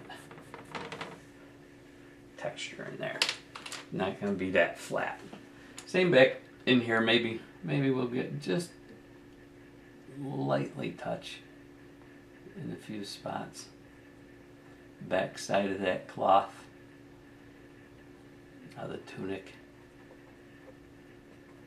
Maybe just a little bit showing up. Just a little. Oh, there goes the dryer.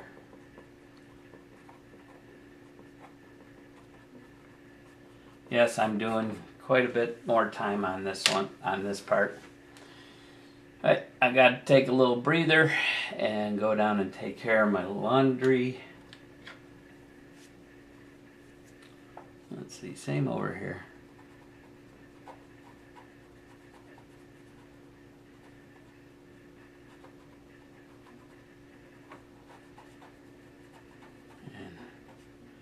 Maybe a little stronger highlight right there.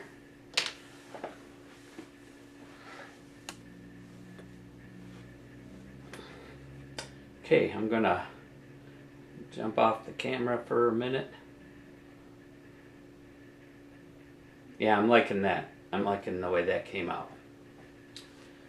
Patience is a virtue, and it helps if I don't overreact too fast and just keep on pushing on that.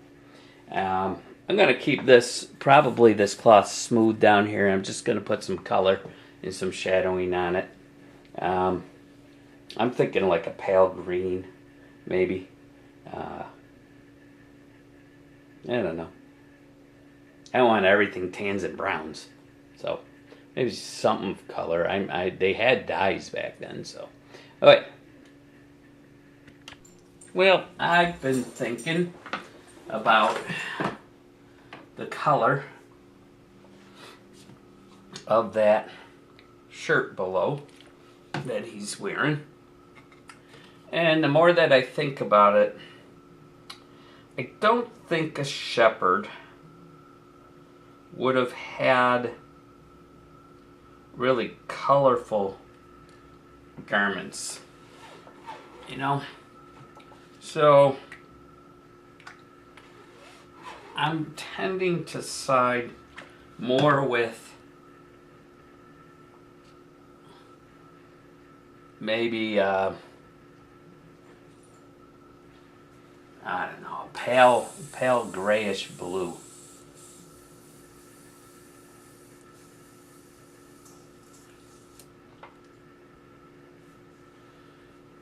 What do you think?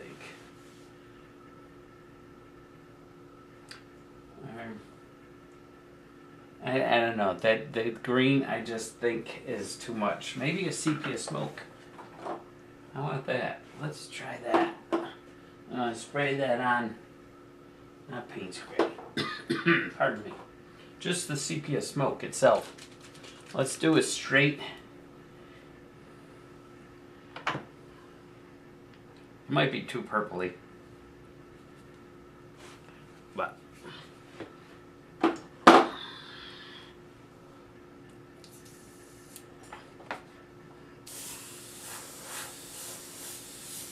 yeah, that works for me. Just this sepia smoke. And as far as any pattern, I don't even know. I'm bewildered. Just maybe on the edge coming up. So we're just gonna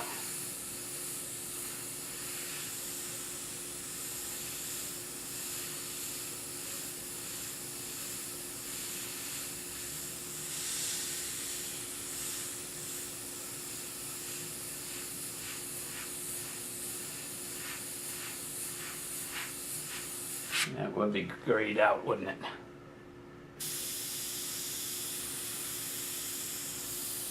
And I can use the sepia just to strengthen that.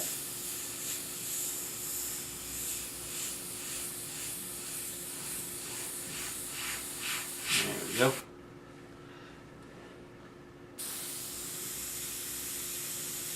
Maybe we'll just texture it just a little bit. Nothing terribly elaborate. And then maybe shadow it under that little ledge down there. I don't know if you can see what I'm doing. Yeah, I think this makes more sense to me. Oh, I got the hose underneath my chair leg. And then we'll shadow back here. Maybe. I'm getting too many maybes in my mind. Right now I'm just spraying out the residue. Let's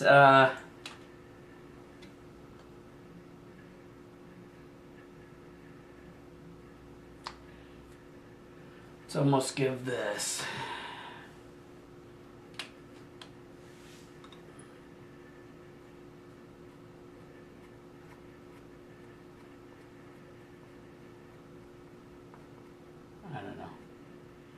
I'm just thinking maybe just a light scratchy texture look to it on this edge.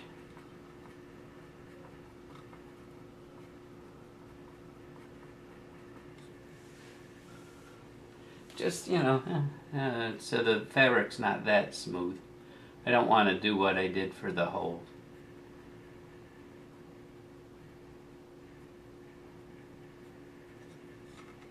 that other part.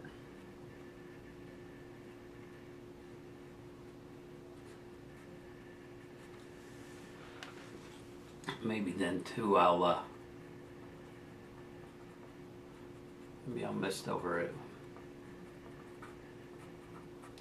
See, I wasn't back there, so I don't know what he would have been wearing.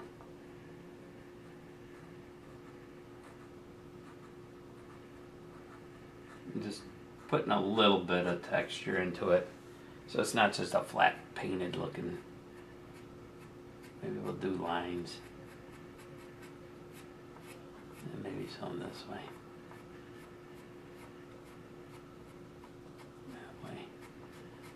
Just some crosshatch maybe.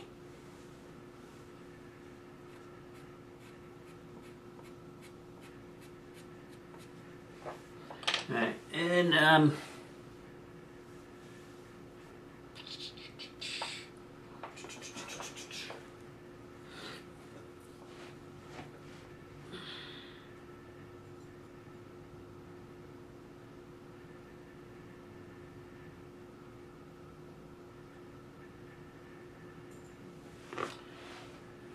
rather than darken that so much underneath, let's do this. Let's just kick a couple of these highlights on the edge of this part.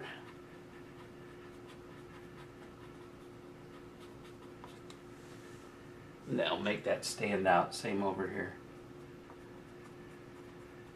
Just those little edge looking thingies.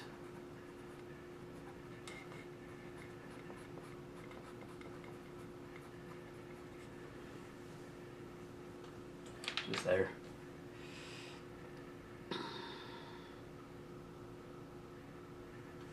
Wonder if we took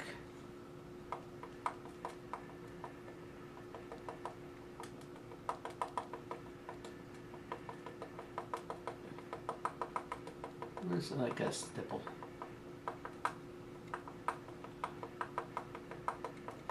Just to give a little pattern of something in there. Real subtle. Nothing terribly highlighted.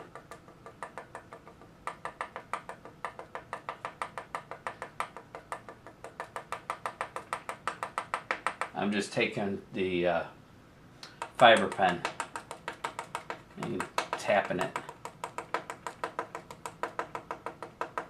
along here. Just a little something.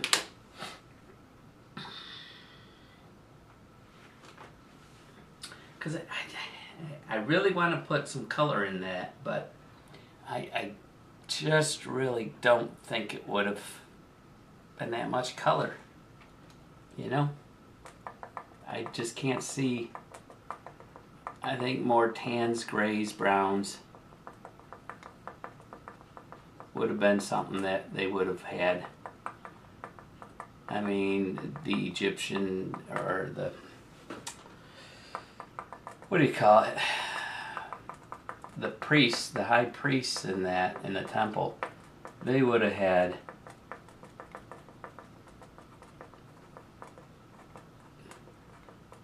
the colored robes, and the common people would have been just plain cloths. So I think we're just gonna leave it pretty much what I got here.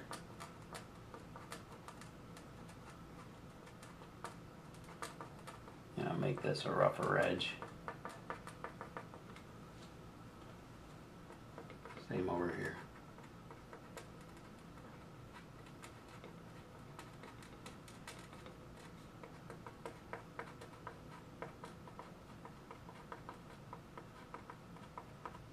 Kind of doing a crosshatch pattern a little bit. Just something in there, just a little texture.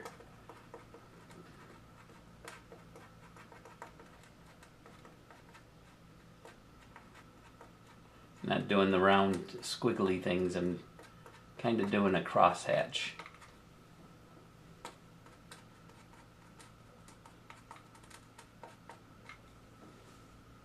Okay, yeah, I think that worked. Whoa. What did I do?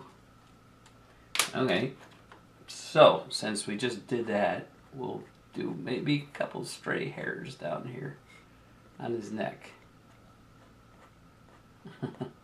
See? Let a mistake happen, and we'll find a way to fix it. Maybe we'll even do some hairs coming off his chest. Maybe he had a good amount of, maybe he had a hairy chest. I don't know. You know what I'm saying?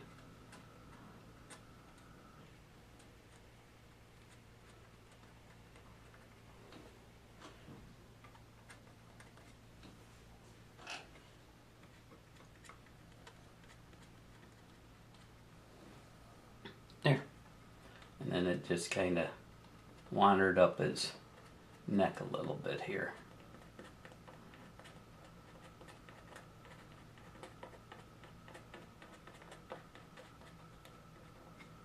Maybe one or two farther over. He was a very hairy gentleman. There you go. Use it.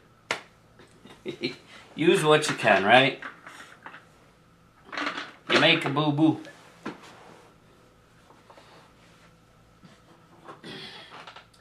Your grandson gets a dot on the wall, you frame it. That's the point of being a grandparent. When you're younger and your kids go and draw on the wall, you yell at them, you make them clean it off. When you're a grandparent and your kids draw on the wall, you buy a frame and put it around it and say it's art. Ha ha ha. Very funny. Just kind of gray up some of these. I don't want them standing out that much.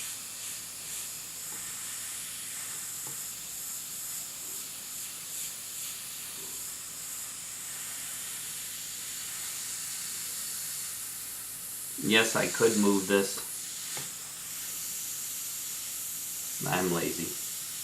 Alright, and then we're gonna, maybe we'll almost make it like it's a little edge coming down here. Shadow that. A little bit back. Same over here.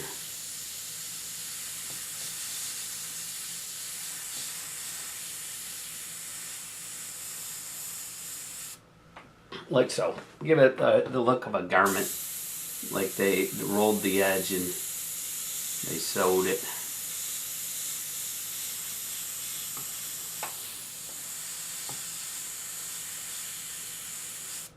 Alright, now for that, we're going to go back up and we're going to start working up here on that rope or whatever it is. I'm going to make it gray. So I'm going to do this with Payne's Gray. And then that'll be it for today.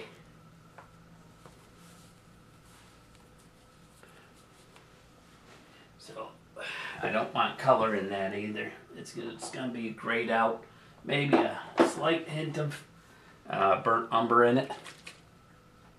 So, and I'm going to keep the panes straight. I ain't going to mess with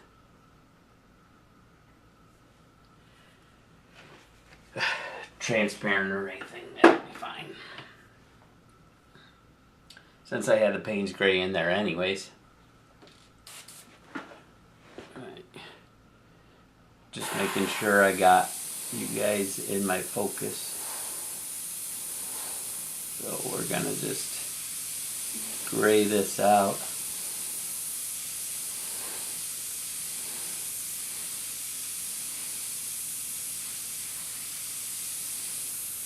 And we're gonna get a really kind of more contrast in here.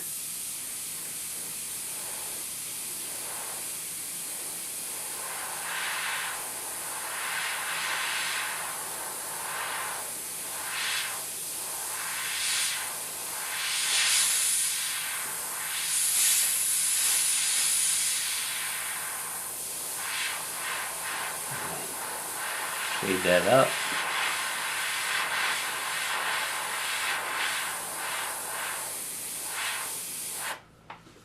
Like so.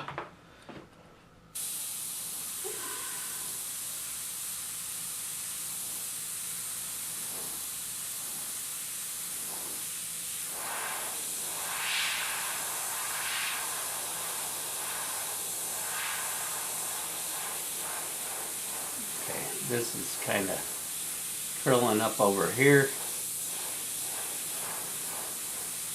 The opposite side would be shaded.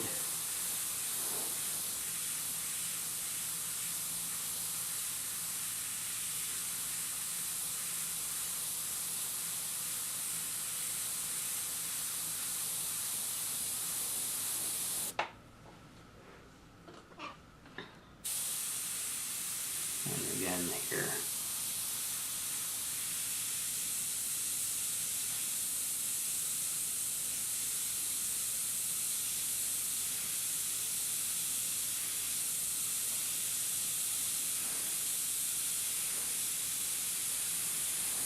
The reason why my head is so tilted is because I'm looking through the readers on my glasses here.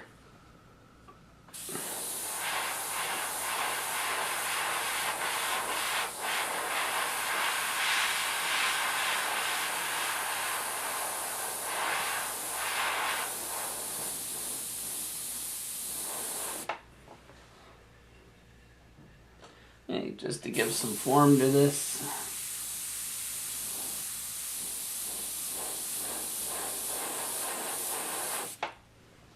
That would dent back in, and we can shadow this under a little more now.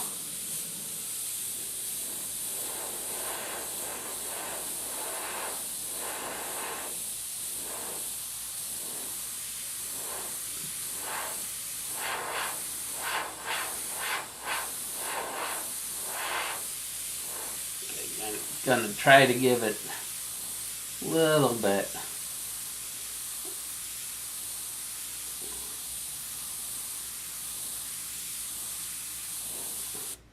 Like so.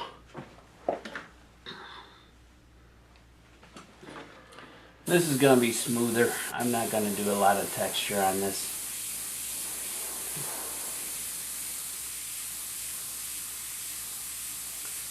This side here. That can be like that. Pardon me.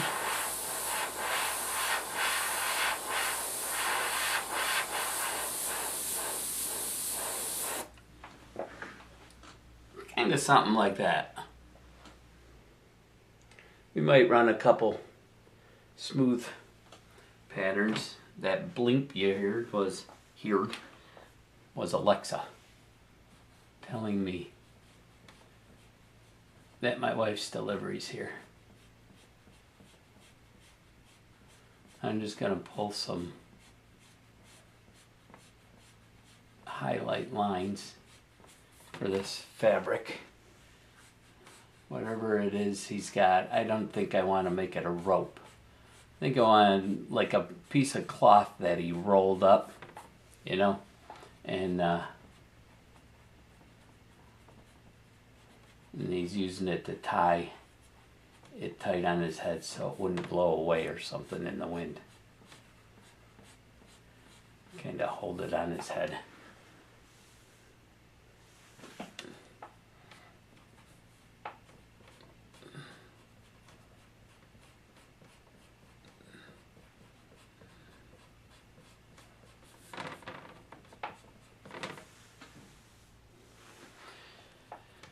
kind of too defined here. I mean, I could make it into the braids of a rope, but at the moment I don't think I want to. If I get down and I want to do that, I'll change it later. This is that fabric coming up.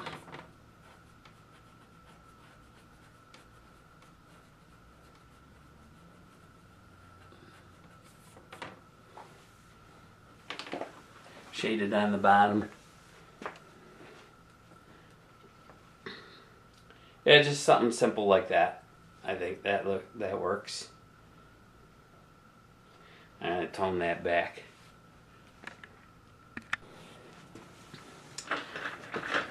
So I had to get up for a minute. I had to go get the mail. Oh, I'll tell you, getting old. My back hurts. Let's, I think what I want to do, I think I'm gonna just enhance some of this on the edges.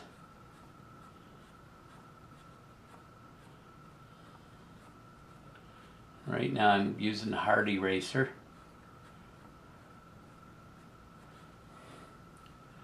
Just kind of toying with an idea of the strands of this. Maybe I will make it a rope.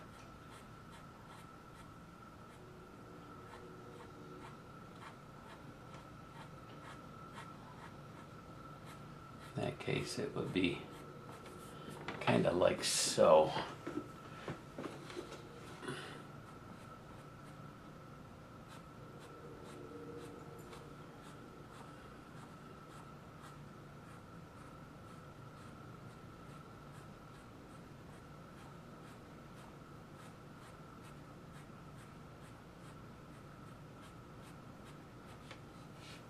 Okay.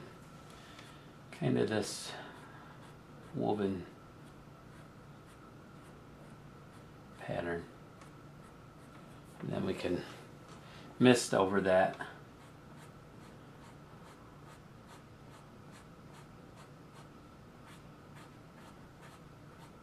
I'm letting it scratch. I could probably do this even with the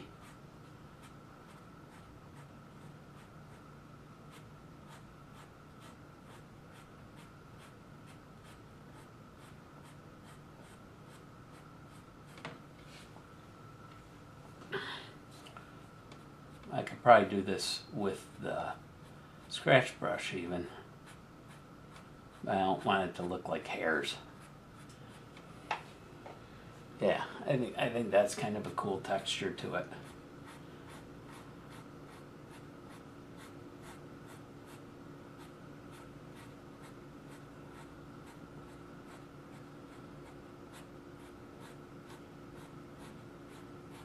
Just these individual little scratch looking lines, and then we'll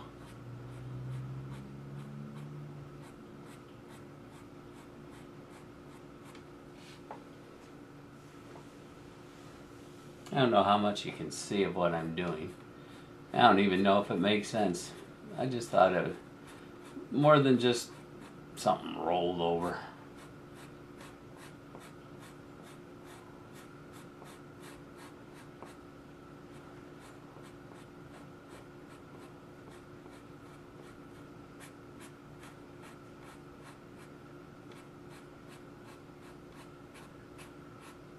Kind of a herringbone, truthfully.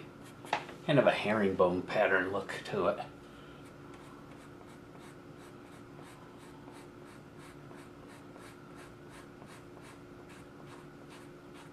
This painting's pretty much all. If I were to label this painting as far as what technique, I would say texture, texture, texture. All right. Now, Well, wait. Let's get back in down into here, because this would be showing up.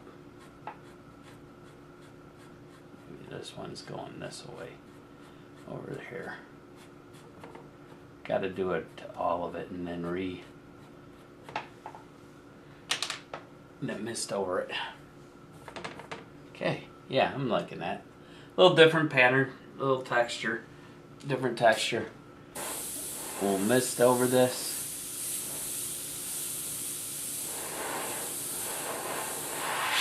And maybe we'll take some.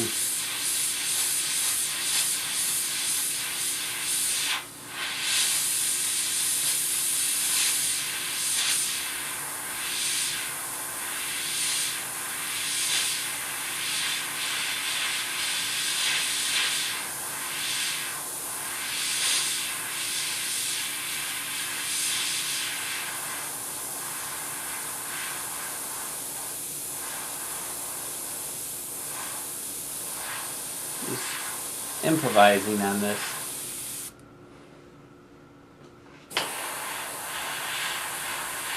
Maybe knock some spots down a little, build something up. Same over here.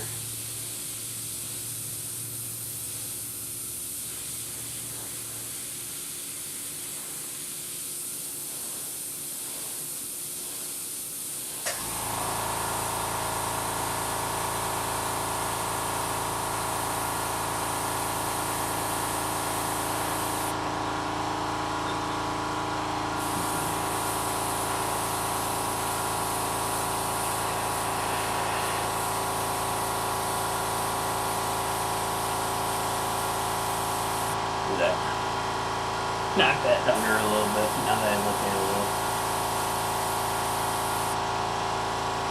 Kind of like it's rolled up. And then over here, a few little spots. Catching it a little lighter. This is a little closer to the light source.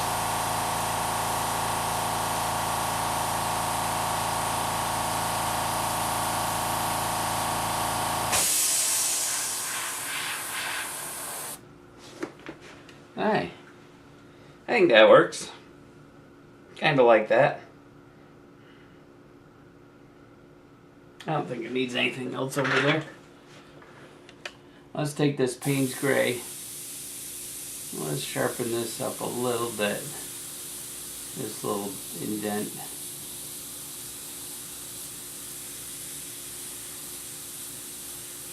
Just a little. Like so. Excuse me. Same under here.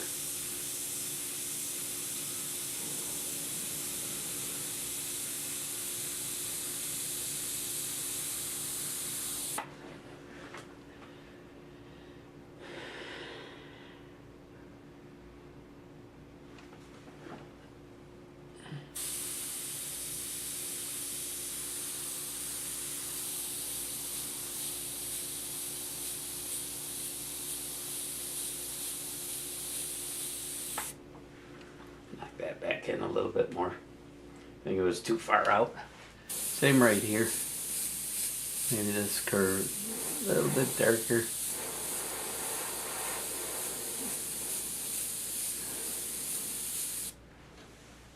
Knock that hair back a little.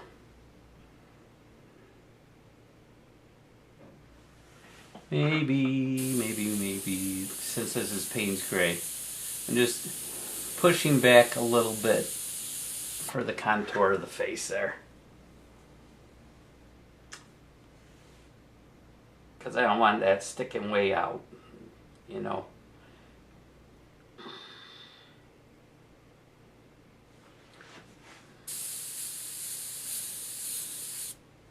There we go. I think that works better.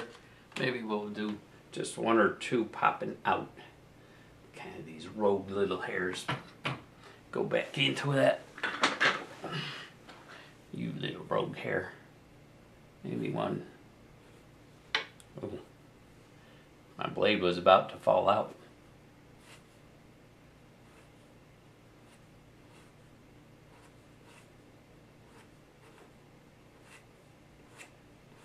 got a couple going curly Q here.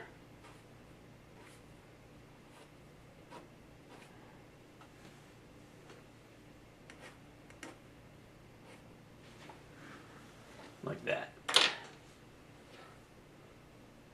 Those are the little subtle differences in a painting that really make it. You get a couple little spots that just pop, and that's what brings it to life. Those little pops. Just giving this a little highlight on here, a couple spots to give this more sense of volume and depth.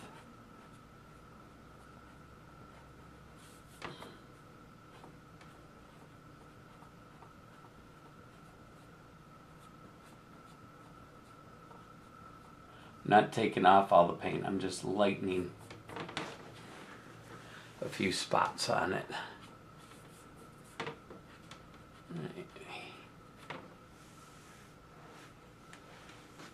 Got a little, must have had a little thicker eraser part there. And again up here. Let's do that.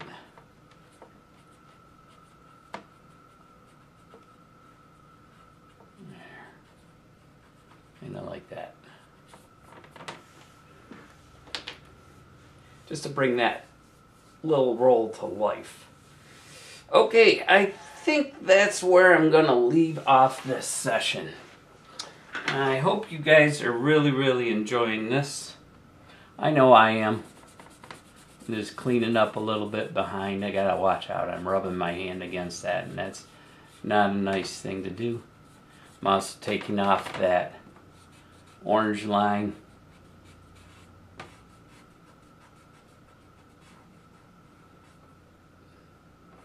And just cleaning this up because I don't want my sky to become real dirty looking.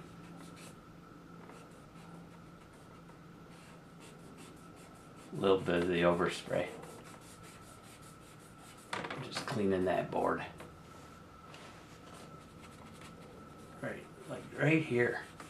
You don't want to create an outline. Over here. Just cleaning that up. And back here.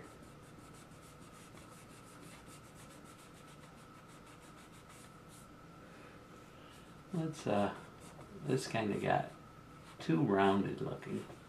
I don't know if I like that.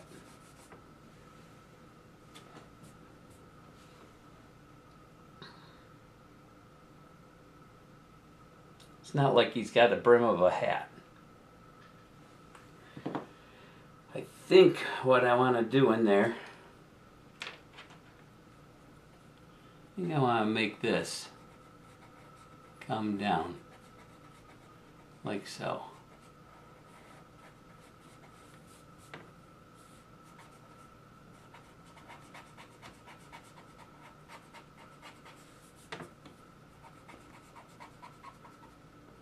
And that way, that can become part of that edge.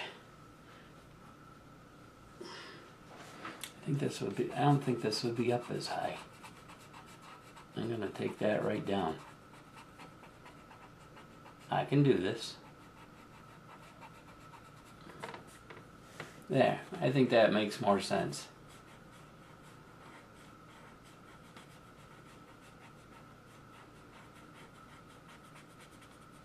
Alright. I don't know. Yeah, it was too round. That's what I didn't like about it right there. It looked too phony.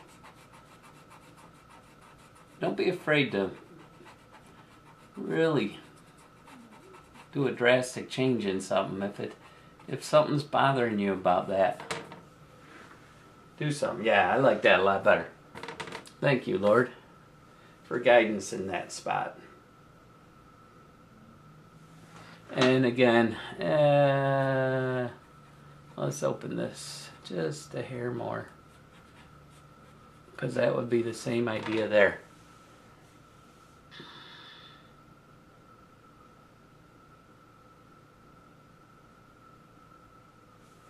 Loving it, loving it, loving it. And this, I'm just strengthening this a little bit. Roll that back into here so it looks like it's part of it. We don't want it to look phony. I'm just lightly rubbing over to take that back into that part, so it all looks part of one cloth, not two different pieces. Okay, and maybe we'll kind of do the similar thing to this edge down here.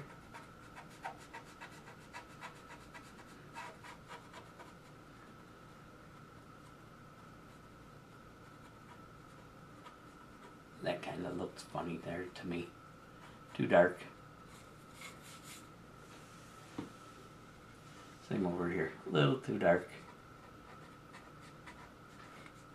You gotta imagine his clothes were probably pretty dirty.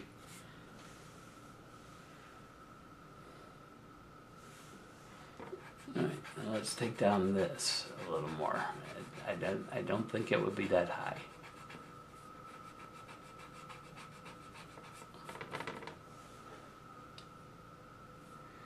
Beautiful. Thank you. Yes, that's where I wanted to go.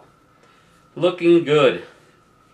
Well, everybody, that's going to end this session. Been a long one. I'm sorry. I know it's hard for everybody to take the time to watch all these videos. Feel free to jump and scan through.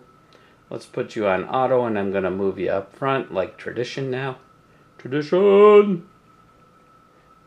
Fiddler on the Roof. That's what that's from. But give you a look-see in front.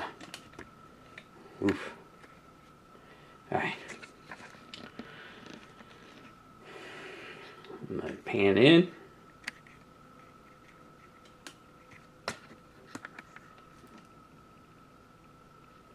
And there you go. That's what we got so far. Lots and lots and lots and lots of texture.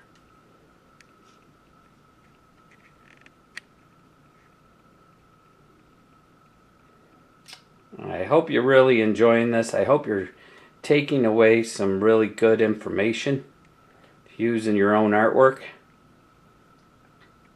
And I hope I can bless every one of you each and every day.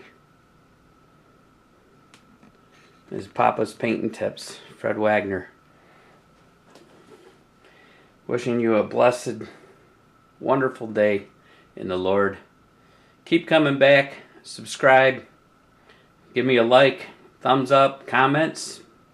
Whatever you got, I can take it. Dish it out. Be kind, though. God bless you all. And we'll see you next session. God bless.